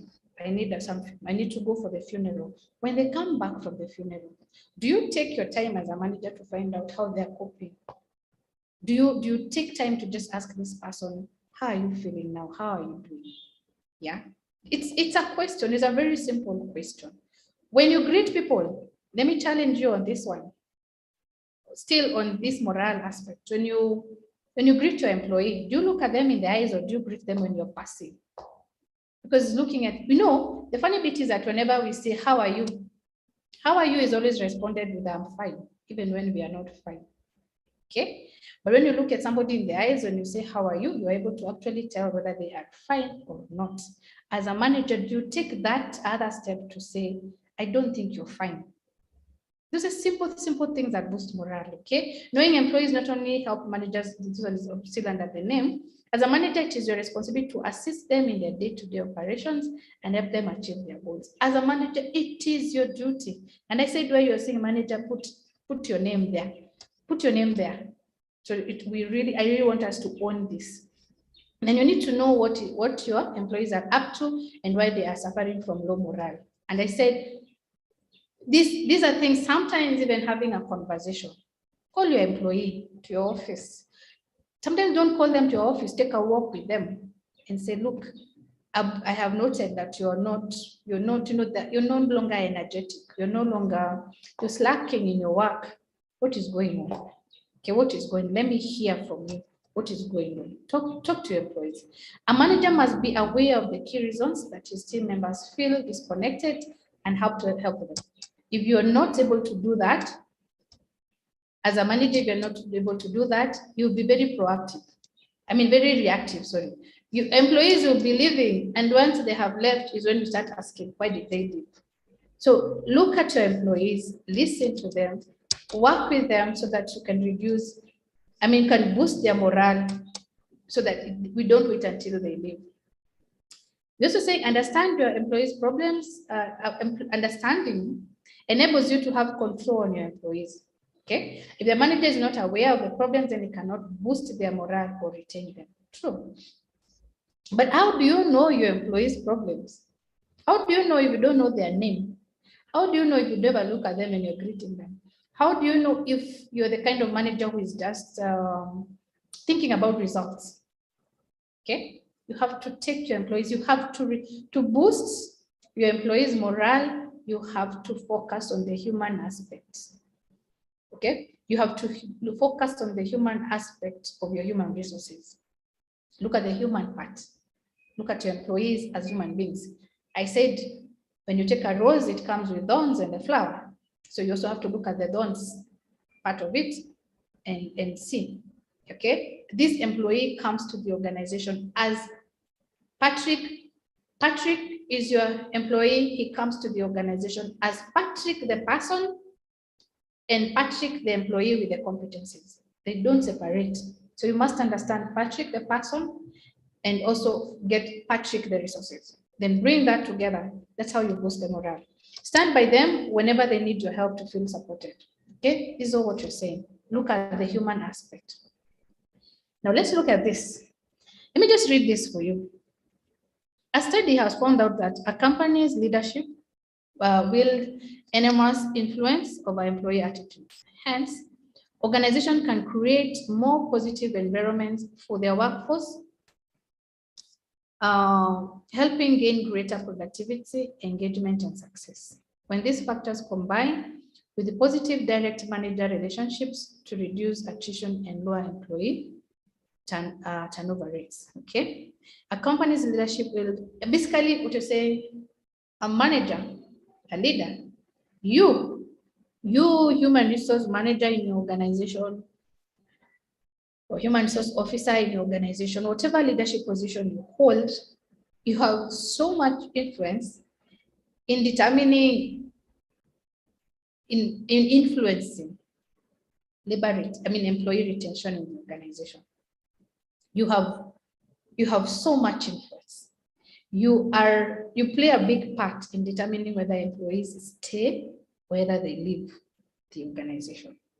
In all those things we have said, in how you boost the employee morale, in how you boost employee satisfaction within the organization, in all the things we've said, do you recognize your employees? How you do the things that you do within the organization will determine whether you will retain, the organization will retain its employees or not. I hope so far you're saying we will not concentrated on like remuneration. We are saying that this manager, this leader, in how he does his things or she does her things, how she manages the employee, how she leads her followers, can really play a big part. So we play a big part. We have a role to play. So when employees are leaving your organization, ask yourself, what role have I played? What is my role? What can I do to retain the employees, to help the organization retain the employees? What is my role? Am I playing my role well? Or am I the cause? Am I the person causing employees to leave the organization? Very important to look at that. Okay, yeah, so that's what we've looked at. So components for boosting employee morale. Components basically means what we need to have in place, okay? What do we need to have in place to boost employee morale? Because you said low employee morale results to employee turnover. So we must boost our employee morale so that we maintain our employees within the organization. Okay, so let's look at some of this. Let me just read this. An organization needs support from both its leaders as well as its employees for building and boosting employee morale. So following are a few components for boosting employee morale. Let's look at each one of them. Commitment. Before we even look at the unified, let's just look at commitment.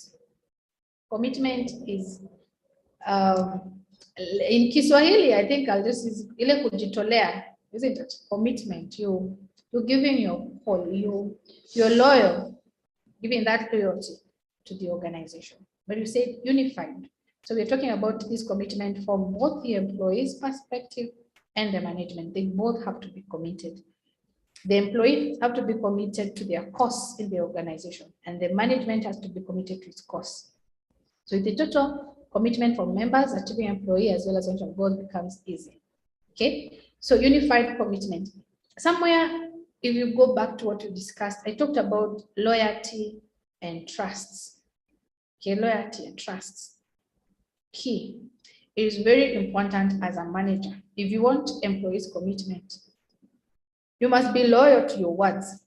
We lose this a lot sometimes in management. Simple things. When you agree in an employment contract and you tell the employee that I'll pay you this much, I'll pay you this much by this date. You will have 21 days leave, annual leave, paid annual leave. You agree.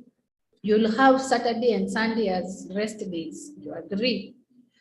You will be promoted based on merit. Your performance is good. We do performance appraisal and you find that you're doing well.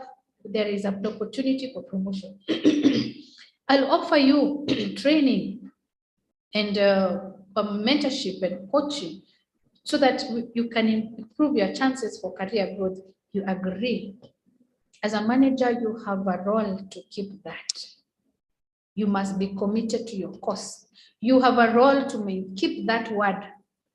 So don't be the manager who signs these agreements with employees and then 1 year down the line, you're denying them their leave. You are denying them an opportunity to improve, to develop their career. When they ask for a few days to go and to come for a course like this, they're asking for 2 hours. They tell you, just give me 2 hours on Thursday and Friday to attend this course because it is good for my career development. You're the boss saying no. Yet you agreed in the beginning. Then you will lose your employee's commitment because you didn't keep your word. Okay, so you want to achieve that commitment, you must keep trust and you must be loyal and trust your word. Okay, then you gain the employee's commitment. Employees give you back what you give them. It's like that for employees. They give you back what you give them. Jane, you've raised your hand. Say something. No. Sorry. I am saying that you want to keep the commitment, but then COVID came. COVID did a lot of things. Yes. And therefore, you have, I'm sort of working with a client who had to slash salaries just to retain staff. So these things that we talked about, we cannot do. Yes. Our cash flows are so bad. So we want to, but we can't. So there are things like those that we have to come to the table and renegotiate. It's beyond our control. I like what you said, Jane. We come to the table and renegotiate. That is good. You didn't force it on your employees in maintaining the commitment. You didn't. COVID was let's say was hit everyone. It was something new. It was something we did. If you're an employer who sat your employees down and said, look, this is what we have. Yeah, this is what is there. Everybody understood what COVID did to us. So that is something very, very understandable. I like what you're saying. You actually sat your employees and you said, we have to slash your salaries because of this and that. I want to believe your employees understood. And you were loyal to your word. You were loyal because you said, if it were not for COVID, I would still give your salaries the way I was doing it. But because of COVID, and this is the effect of COVID on our organization, I'm not able to do that. So that is something, it's different. And it's understandable that you are able to actually, bring your employees to the table and let them understand. Someone says, with the clear communication, staff understand. True, yes. Communicate every step of the way. True. Okay, so Jane, I think in your case, it's understandable. And because you didn't just slash their salaries, you didn't just fire them. You said, look, we value you. We want you to stay in our organization, but we are not able because of this COVID issue. That's still, I think for me, you still maintain your commitments. Okay. Then there's collaborative, somebody on the chat says what? Yes, the renegotiation is also a sign of commitment. Good, yeah, with the employees, there was communication. Yeah, I think we're in agreement. Then collaborative climate. Commitment from members and a good leadership leads to a collaborative team with a productive collaboration. Working together. And trust me, you will not get collaboration from employees if the employees are not committed. You have to gain that commitment from them. If you gain their commitment, it becomes very easy to collaborate. But again, there can't be collaboration if you don't empower your employees. Then what will they be collaborating? How do they collaborate if they are not empowered? You must empower them, give that training to them. Don't look at training as a cost. It is always good. And not just training, the workshops, the learning. Let your organization be a learning organization so that your employees are always, they improve their skills and knowledge. Then they're able to collaborate. Yeah. Employees, you can't collaborate on what you don't understand. You can only collaborate where you understand. So if you want collaboration with your employees, work together with them. Yeah, empower them, give them a voice. If employees don't have a voice in the organization, they can't collaborate. How will they collaborate? Okay. Then set standards of excellence. Quality orientation is vital to the success of any leader, employee, as well as the organization. Standards of excellence. But like, let me pick this from the whole role of performance appraisals. When you are doing performance appraisal, you must have a criteria. Employees must know what it is they're supposed to achieve. If they don't know what they're supposed to achieve, then They will achieve what they think is okay. You must set the criteria. The standards must be set. So you must, if you want to boost employees' morale, set those standards of excellence. Let them know what they are working towards. Okay, set the standards. Let them know that this is what is expected of me as an employee. And to achieve this standard, this is what I need to do. But as you're doing that, then provide to the employees what they need. Okay, provide the resources they require. Because again, don't push employees into achieving some standards, but you're not providing the resources they need to achieve those standards. It will be difficult and it will kill their morale. What I know, employees, nobody, there are very few, if any, employees who just come to work because if you've done everything right, you've done your recruitment right, you've done your placement well, you've done your skill, you've matched the skills very well. Employees are eager to achieve. Remember the example I was giving about food. When you've cooked some nice kienyeji chicken for your guests, yeah, you're happy, you feel achieved and honored. Someone said that, you feel honored when your guests eat and they say, this was good, this is nice. Okay, I want you to bring that to these employees. Also feel that same achievement when they have performed and they look at their performance and they say, this is good. And they hear their leader saying, this is excellent. But it's good that to send those standards so that employees know when you talk about excellence, what do you expect? What is your expectation? And so that you are in agreement and you collaborate in achieving those standards. Okay, those are easy things that boost morale within the organization. Yeah, commitment, collaboration, setting standards and supporting the employees to achieve those standards. Remembering that if you want your employees to be creative and innovative, you have to allow them to make mistakes. Give an environment where making mistakes is not a sin, but it's seen as a learning environment. Create a learning environment for your employees if you want these standards of excellence. Don't be the manager who when an employee makes a mistake, they start crying before you even get there because they're so scared you might fire them. Okay, so create that environment where employees can learn. That's how we achieve these standards of excellence, and that boosts the morale. And if you boost the morale of employees, then you enhance retention. That's what we're saying. So it is our role as the managers to do that. Okay. Components, again, you talk about the external support and recognition, appreciation, as well as appraisal. Okay,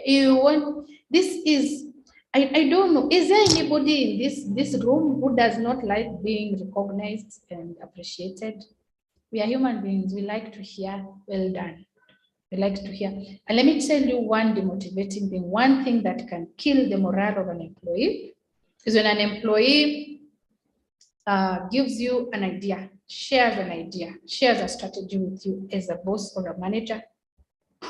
You take that idea and then you make it yours. And then you never recognize the employee. Many times you are tempted to do that and it kills the morale of employees. Don't steal ideas of your employees. Be humble enough to say, I am proposing this idea, but it is not my idea. This idea is, it was brought to the table by this person. Recognize. Yeah. So recognition does not have to be someone says, yes, and I think for the female gender, we appreciate the compliment more. Okay. Yeah. Florence is a very biased personal opinion. Trust me, Florence, it's both ways. Even the men will tell you, everybody likes, even the men want to be, I mean, they like that appreciation. It's both, particularly when it is job oriented, because we expend a lot of effort and energy and time to do our work. So when you've done it well, and someone says this is well done, and I keep saying this, it does not have to be monetary. Just a word of well done, thank you. Yeah, you go home feeling very happy. You even change your working style. You feel very happy. Okay, I was talking about recognition, and in particular, this is something that I know some of you may have experienced. You share an idea with your leader, and then the leader takes the idea and makes it his or hers and does not recognize you. It kills your morale completely. Next time, you're nil by mouth. Okay. The next time people are asking, the leader is asking for ideas, you kneel by mouth. You do not want to share, because the last time they stole your idea and they shone using your idea. It's not good. Give that, appreciate, say, let people know that, yes, this idea, we are going forward with it. Yeah. And we are going forward with it because somebody brought it. It is not my idea as a boss. Yes, I will support it, but it's that recognition, very important. Principles leadership. Leadership defines a team. An able-bodied leadership can chart the team's path to high morality. Leadership defines a team. Principled leadership. Principled. The whole qualities of a good leader. A leader who keeps his word, integrity. A leader who's fair. Okay, to define a team, it is a team. Normally, let me say, when an organization falls or if a team breaks, we always will blame the team leader.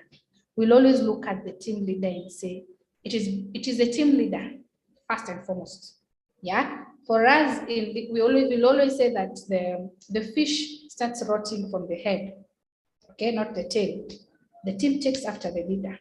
Okay, so you want to boost employee morale, be a principles leader. Be a leader who, and you're going to see later towards the end of this course, the qualities of good leadership. Okay, you're going to see them. Those qualities are the ones we're talking about. Active participation. Whose participation? This active. Everyone. The leadership, the employees. Yeah, you want to boost employee morale, the leadership and participation has to be all over. Yeah, innovation is a courage where the leader rewards the person. Very true, very true. Okay, active participation. And I keep saying this, you cannot get active participation from employees without commitment. You can't get active participation from employees without empowering them. You must be able to empower the employees. Okay. Yeah, then the other components, we have team goals, clearly understood. We have innovative thinking. We have active listening and feedback. On team goals, I think we've already discussed somewhere about, we've discussed something about the job role, the role definition. Okay, defining roles for employees, also defining roles for the team. Okay, the team communicate clearly. What is it that we want to achieve as a team? When people understand what they want to achieve, it becomes easier for them to work towards those goals. Okay. Innovative thinking, really creativity. I have talked about this over and over, and this can only be achieved if you create an environment where employees feel they can learn, because innovation comes with mistakes. Nobody innovates one day and they get it right. Innovation comes with a lot of mistakes. So if you want to create a space for innovative thinking, you must allow employees to make mistakes. Active listening and feedback. Give your employees active listening. It's not just listening, it is active listening. You're listening to them and you're letting them know that actually I can hear what you're saying. I understand what you're saying. I'm with you on that one. Give employees feedback. Trust me, feedback, whether good or bad, feedback is important. When I do my work, I want to be told this is not okay. You can do it better. I don't want a leader who I work, I finish, I don't know. I don't know if any one of you has ever worked for a boss where you do your work, they go and repeat what you have done. They just go and repeat everything. You do a report, they go and redo the report. Tomorrow you see a completely different report, but they didn't tell you where you went wrong. Then another day again, they tell you to write another report, but they never gave you feedback. They didn't tell you why they redid your last report. So you make the same mistakes. So feedback. Give feedback to employees. Give feedback to employees when they come to you and they tell you their problems. Listen actively and give them some feedback. Refer them where you can't help them. Refer them to those who can help them. Okay. Then there's taking initiative, trust, and respect. Before I go to this, I want to give you. I've discussed so many. Now I want to hear from you. I want to hear from you how you can boost employee morale. From you, I've already discussed so many, but I want to hear 3 people. Anything else, not what I have said, on how you can boost employee morale. I want to hear that from from 3 people. I want you to think about it. And 3 people tell me how you can boost morale. I want to hear from 3 people. Oh, sorry. I want to hear from 3 people how we can boost morale. I would maybe make a comment that maybe I would give them an assignment or task that they are able to, but it will be a little challenging than what they had been previously doing, just to give them accountability and responsibility and a learning curve to it. Okay, so giving them challenging, you talk about giving them challenging tasks. Yes. Yeah. Just to break the monotony or mundane of doing something over and over again. Okay. Yeah, may I hear from someone else? Someone else? I want to give you 3 minutes. For 3 minutes, 3 minutes, and then so I'll disappear for 3 minutes. I give you 3 minutes to give me one person has given us one way, one component, challenging goals. When I come back, I want to hear 2 or 3 other people.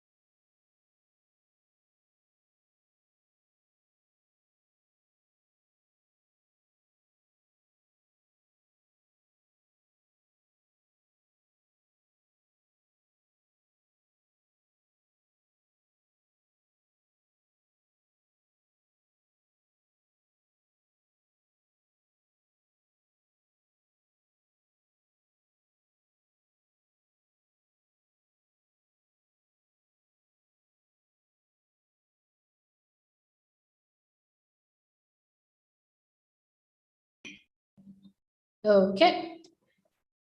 Let's see, there are some people on the chat said what? Yes, Uni says employee engagement activities, e.g. team buildings. Hannah says open communication, have employee avenues for employee voice, true, allow employees to share their ideas. Catherine says encourage creative ways of coming up with solutions to problems. Okay. Engagement of feedback outside formal process as continuous improvement item. Engagement of feedback outside the formal process. I like that. Okay, that outside the formal, you can also be able to talk to your employees informally, just give them feedback and listen to them. Okay, operate within the current system of the world rather than traditional old ways of doing things. I would like Catherine to tell us a little bit more on that. Catherine, if you can, if you're able to, maybe you can expound on that. Joy says, fairness in the organization in resolving issues and ensuring the policies in place are well understood. Yes, policies, not just policies, but having the policies, people understanding them so that they're able to follow them. Okay, and fairness in everything. Fairness is part of the commitment you are talking about as an employer, the loyalty we're talking about as a boss or as a leader, by taking genuine interest in employees' personal problems that affect his or her work and offering practical solutions. But what I like about this is taking genuine interest, not cosmetic, genuine interest. Yeah, you are interested in your employees' problems because they are human beings, and when they say they have these problems, they actually have those problems. So genuine interest, okay, not the cosmetic interest. Encourage soft HR from consultants rather than inside HR systems, e.g. counseling. Yeah, encourage soft HR. Let's say combine it. Yeah, combine it. Don't just, I said again, and I think I'll say again, don't just be results oriented. Okay, so I like she's brought in the aspect of counseling. I want to combine this counseling aspect of Catherine with Njoroge's genuine interest in employees' personal problems. The employee assistant programs, the EAPs that we have in the organization. Yeah, when we are putting them in place, let's put them in place not as a cost, but as something that is important. The employee assistance programs normally are paid for by the organization. Are we able to look at them as not as a cost to the organization, but seeing that if our employees' problems are resolved, personal problems through counseling, then we are bringing the employees back into the organization, and that increases their morale and that reduces their attrition. Good. I see we actually took those 3 minutes to do something. Thank you very much. The same goes, I think I talked about this, inductive listening, we talked about that. Then we have taking initiative, trust and respect, risk taking. Yeah, still on the components. Someone did talk about initiative, I think in the chat. So everyone takes the initiative in order to get things done with total focus on morale and support. There's no concept of passing the buck to one person, okay? Taking initiative, don't wait, don't say the other person is supposed to do this. What has to be done, let it be done. I don't know whether you've ever been in a hotel. I always find this very annoying when I go to a restaurant and I ask the waiter or the waitress, I order something, she gives me a menu and then I order. And then she says, let me go to the kitchen and find out whether it's there. Okay. Then she comes back and says, they have said them in the kitchen that it's not there. Okay. And then I order maybe something, and when that something that I order comes to the table, I'm not happy. And when I tell the waitress says, now when you are for kitchen, you see, why do I have a problem with this? Because that tells me in this hotel, people are not working together. The waitress needs to know, according to me, everything that is on offer in that kitchen. She's the person I am interacting with as a customer. I'm not interacting with the chef. I'm interacting with the waitress. She should be able to take that initiative to know, okay, what is being offered in the kitchen today, because she's the one who speaks to me. I don't see the chef. I don't know who is in the kitchen. I only know this with to me as a customer, she's the face of the restaurant. Okay, so so the initiative we are talking about, that's just an example of what I see that a lot in restaurants, but you can take it even to our organization. Yeah. Are we always passing the buck to someone else? If we are in an organization, I always say in an organization, one person's output is another person's input. So we are in this together, all of us, we're in this together. When we fail in the face of the customer, if we have failed, it is not the guy in finance who failed. It is not the guy in production. It is all of us. Because we are all in the process, all of us will have failed. So there's no pass them back to another person. Then trust and respect. Trust and respect. Trust and respect are things that I don't even know how to put them. When you're talking about commitment, initially remember trust and respect, loyalty, integrity. These are sisters and brothers that work together. They cannot leave each other. And trust is two-way. The employees must trust the employer and the employer must trust the employees. The respect is two-way. And respect is earned. It is earned. It is in the way we do things as leaders that we will earn respect. Let's be able to differentiate between respect and fear. Yeah, if you create fear in your employees, then you've not earned any respect. Respect is earned. It is in how do you care genuinely for them? Do you listen actively to them?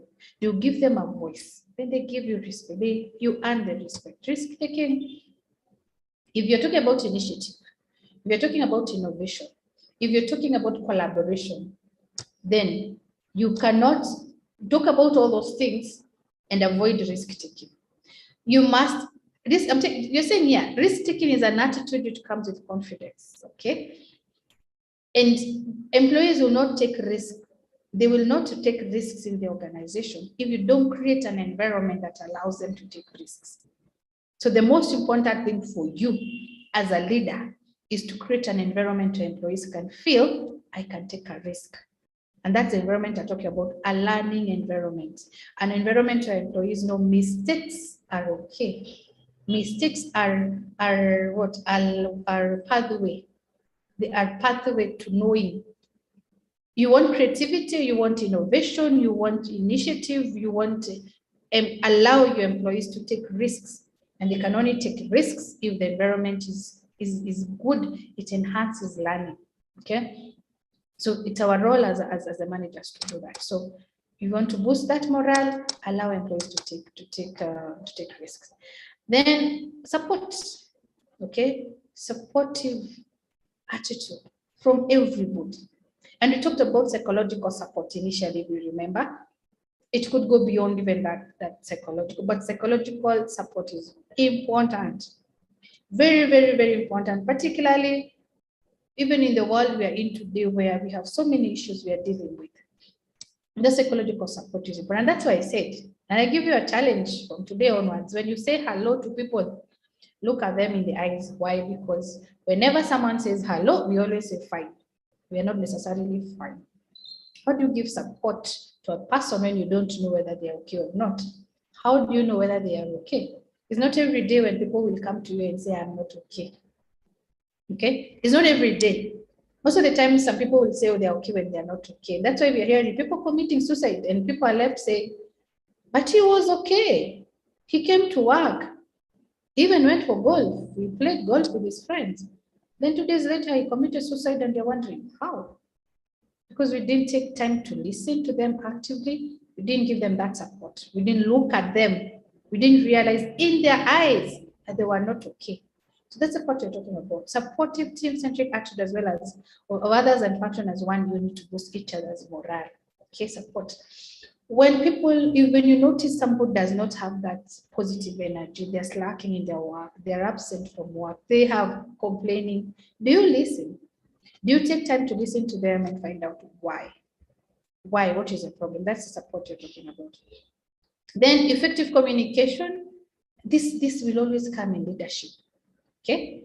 Effective, ample communication between the leader, the team members to foster and boost employee morale. If we don't communicate clearly, if people don't know the goals, if people don't know what they're expected to do, if you are using, I keep saying this, if there's a lot of informal communication, it kills the morale of people. There is nothing as bad as you keep hearing, you're an employee in this particular organization, but every time the boss speaks to some people, you'll always be a third party in hearing what is going on. You're a third party. This boss is not fair. He has friends.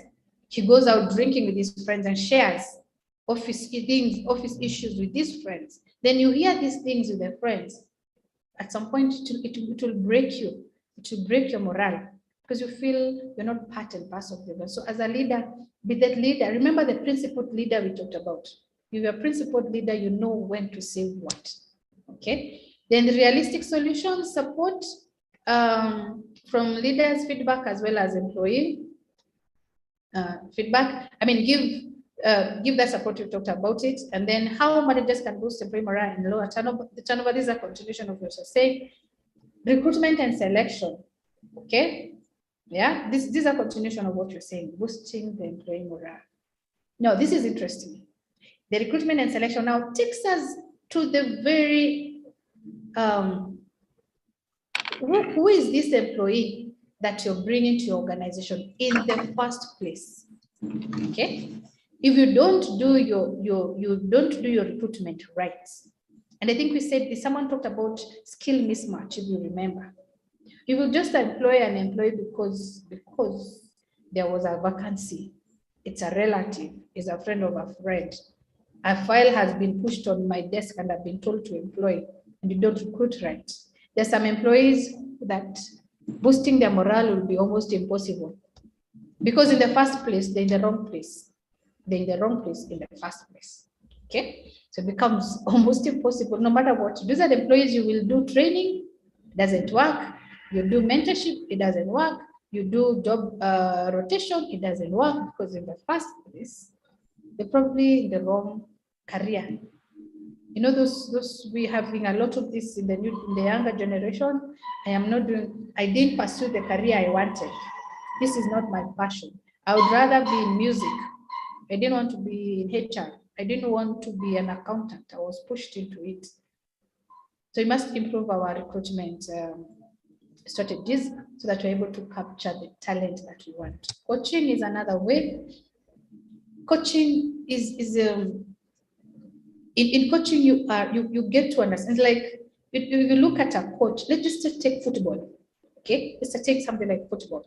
For those of you maybe who enjoy football or wherever game, and you have a coach, what does the coach do? The coach pushes. He pushes or she pushes these footballers or the team to achieving the goal. And now they don't just push, they keep telling you you can do it. They show you how to do it. They show you how to do it and they tell you why you should do what you need to do. And they push you to believing in yourself. That is the work of a coach. So as managers, that's our role. We can do that. We can coach our employees. We can help our employees believe in themselves. Because you know, this employee morale, we said it's employee morale, we said is positive energy. So when you have an employee who has negative energy, what can you do? You can coach them. You can set goals for them, achievable goals, and help them achieve those goals, mostly by letting them know that they are capable, empowering them, self-efficacy, build their self-efficacy. That's the work of a coach.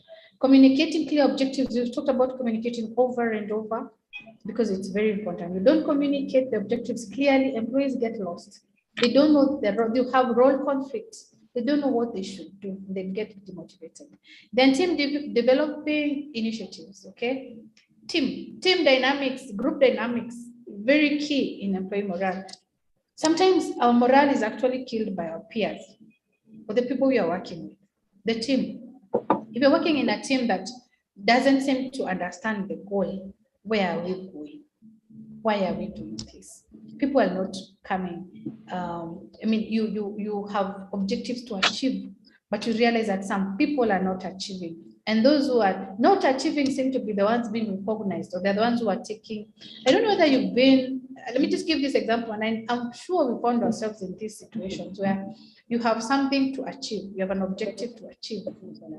You're a team. Some of you don't contribute at all. They don't even expend their energy But when it comes to the end result and embracing the results, and maybe you've done well, they're the first, they're the ones who will be at the front to say, najua tulifanya hivi kama sisi, yet they were not contributing in the first place. Those people can kill your morale.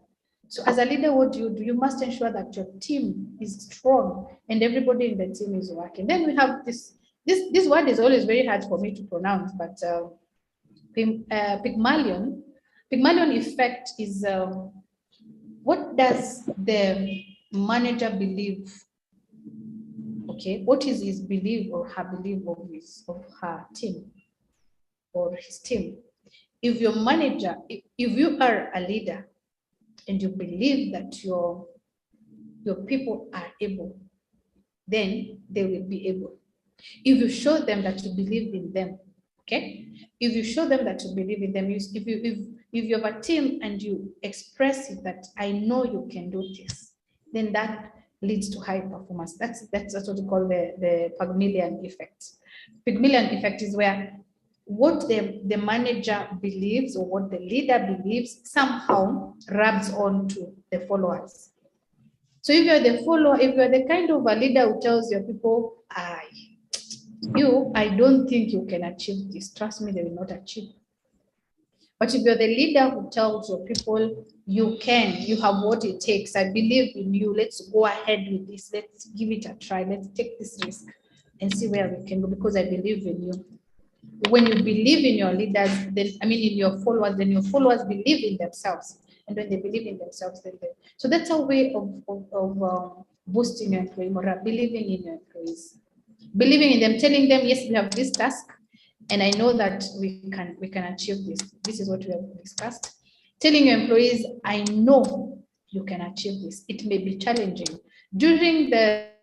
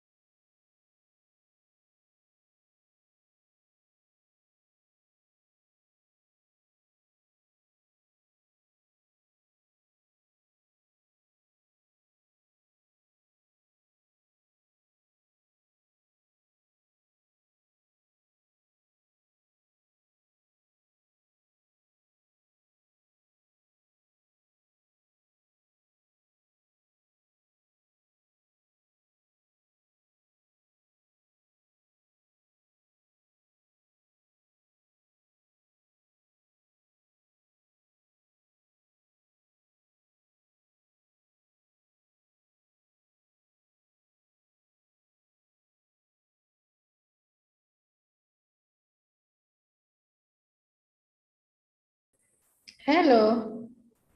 I lost you people. How are you? Can you hear me? Anyone? Can you hear me? Anyone is still in? Hello? Susan, Nachiro, Hannah, can you hear?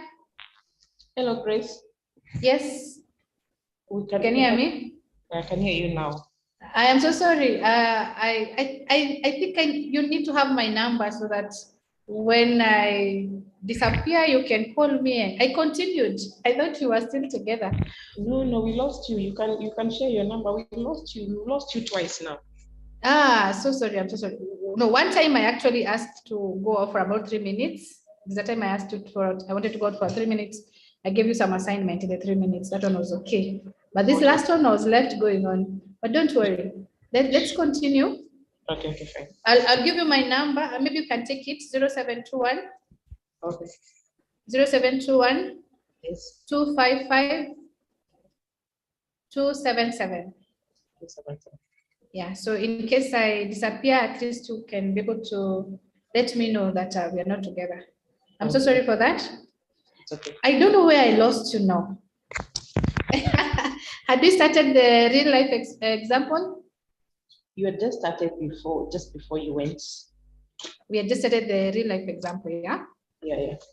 Okay, it's actually towards the end of our training for today. So I'll take you through it very fast. I don't know, there was the story of this Wendy, the story of Wendy. So now I'm not going to read through everything. I'll tell you the story, okay? So Wendy Tyson, this is a sales manager at this company called Prochem. So Wendy took over this position from the last manager was called Keith, okay? So Keith left and so Wendy was promoted. But Wendy, you're saying suffers from self-esteem and low morale. So she's been really, she's bothered about herself. And because she wants to prove herself, she wants to prove that she's better than the previous manager, she has been very, let me say, use the word mean to her team, okay? She pushes them to achieve, she says she's only concerned about the sales figures. She overpressures them to achieve targets every time. She makes them work over the weekends at odd hours and even during the holidays. Okay. And so this has led to high level of attrition. Actually, we're saying 50% of the employees who joined within 1 year left. That is very high attrition. Okay. Then we're saying that this is happening in her team, and every time they employ, within the same year, employees are leaving the organization. Okay, so that's the story that we have here. So when I realized that I had gotten lost from you people, I was asking the question, have we ever found ourselves in such a situation? Have we ever found ourselves in a situation where the work is okay? We have no problem with our work. We have no problem with our pay, which is good. We have a problem with our leader. Have we ever found ourselves in a place where we have a leader like Wendy? Wendy has a low self-esteem, and so she's really trying to push it, to show that I can. But then she's doing it, it's in a way that is causing low morale, okay? And because of that low morale in her employees are leaving, and they're saying the attrition rate, we are saying the attrition rate is 50% within a year. That's very high. Like if you employ 10, 5 leave within the same year, that's a very high attrition rate. Question, have we ever found ourselves in a similar situation where the problem is the leader? Have we ever found ourselves in such a situation? Have we ever found ourselves in such a situation at our workplace? Yeah, let me see what's on the chat. Yes, at some point, character issues come back to haunt us. Yes, that's Catherine. Anyone else? Have we ever found ourselves in a situation where the work is good, the pay is good, everything is good? Our problem is the leadership. And that leadership, the leader could be our line managers, it could be just our supervisors. They push us so much that we actually need to leave the organization. Okay, that's what we're saying here. That's the issue. And that's what you're talking about, the relationship between the leader. Hannah says yes, yes. Hannah says yes. Yeah, it is common and it is very possible that everything else could be okay, but the attrition is actually being caused by the leader. Okay, so let's see what you're saying here. It is a manager's role. It is a manager's or a leader's role and duty to create a conducive environment in which his team members should not only perform well, but also enjoy working. The morale. Okay, Wendy is failing miserably in performing her role as an effective leader. And she's failing, and that failure is causing the low morale. The low morale is causing the high attrition. Wendy herself suffers from a sense of low self-esteem and low morale, and so fails to boost the morale of her team members. Whereas when a leader or manager is successful in influencing his employees with his own high morale and helps boost employee morale, employees are happy with their work as well as their workplace. And if they are happy, they will stay, isn't it? That's what they're saying. They will stay. That will reduce there. So such happy, engaged employees do not think of leaving the organization. Hence, the employee turnover rate goes down drastically. Such low employee turnover rates benefit both the employees as well as them. We saw that. So the benefit that we gain from high retention, we have high retention. Okay. Okay, so I think we already discussed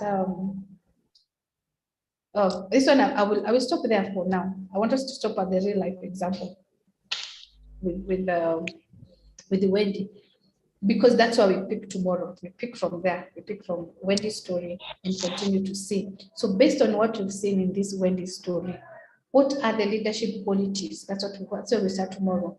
What are the leadership qualities that we need to have to enhance? I want you to go home thinking about that. What leadership qualities should we have? Should we exhibit so that we can enhance employee morale and therefore reduce employee turnover? I don't know that you got that question. I want us to go home thinking about that. So when we meet tomorrow, we start there. Tomorrow when we begin, we start by asking ourselves, we've seen the story of Wendy. And what you're saying here is that everything else in the organization could be okay, but the employees could still leave an organization because of the leadership. Like in this case, Wendy's story. Okay. So I want us to stop there for today. But as we go, let's go thinking, what leadership qualities should we exhibit? Should we have? Okay. So that we can be able to retain employees within the organization. Leadership qualities, what should we have to be able to enhance leadership, employee retention? With that, request to stop there, but I want to hear if there's any question, any comments. We wind up our class for today there. Sorry that at some point there was some issue. Any question, any comments, any addition to what we have said today?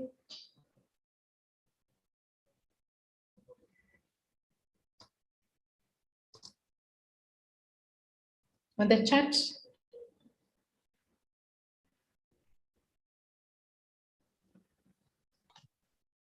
Thank you, Grace, for taking us through that. Yes, I think it is a good a good eye opener for us as HR practitioners. And I think when you began, you mentioned that we need to be proactive as HR practitioners. And the moment we become proactive, we are able to pick and notice and also enhance the things that will build the morale of employees. And I also, my take home also today is that that during recruitment, the kind of people that we onboard are also key determinants on the morale. And we need to pick people who will come in and share in our ideologies, share in the mission, the goal of the institution. And it is not, what we are saying, I think, is that it's not about academics and we end there. We also look at the personality of the person coming in, that this person must fit. Because if this person doesn't fit, he or she might become toxic and like mess up the entire system or the entire team. So as HR practitioners, when we are hiring, I think we have to be cognizant of that. Thank you, Grace. Okay. Thank you. Thank you. Thank you very much. Yes, be proactive. Don't have to wait. You don't have to wait until there's a high attrition for you to start asking what is the problem. We are able, from this course, from what we are doing today and tomorrow, we are able to tell there's low morale and we're able to deal with it before it becomes a problem. Okay, we're able to, we now know what are the causes of labor turnover. So once we know, then we can always be able to deal with them before we actually, so we are not always firefighting as HR managers. We are actually able to deal with problems before they actually happen. Yeah, that's the call for us as HR managers. Let's be proactive so that we add value to our organization. We become strategic partners in our organization. Well done. Thank you very much, Susan. Okay, so we stop there for today. I wish you well the rest of the day. We meet tomorrow, same time, same place. Okay? Right. And think about my question, eh? So that's why we start tomorrow. Okay, bye.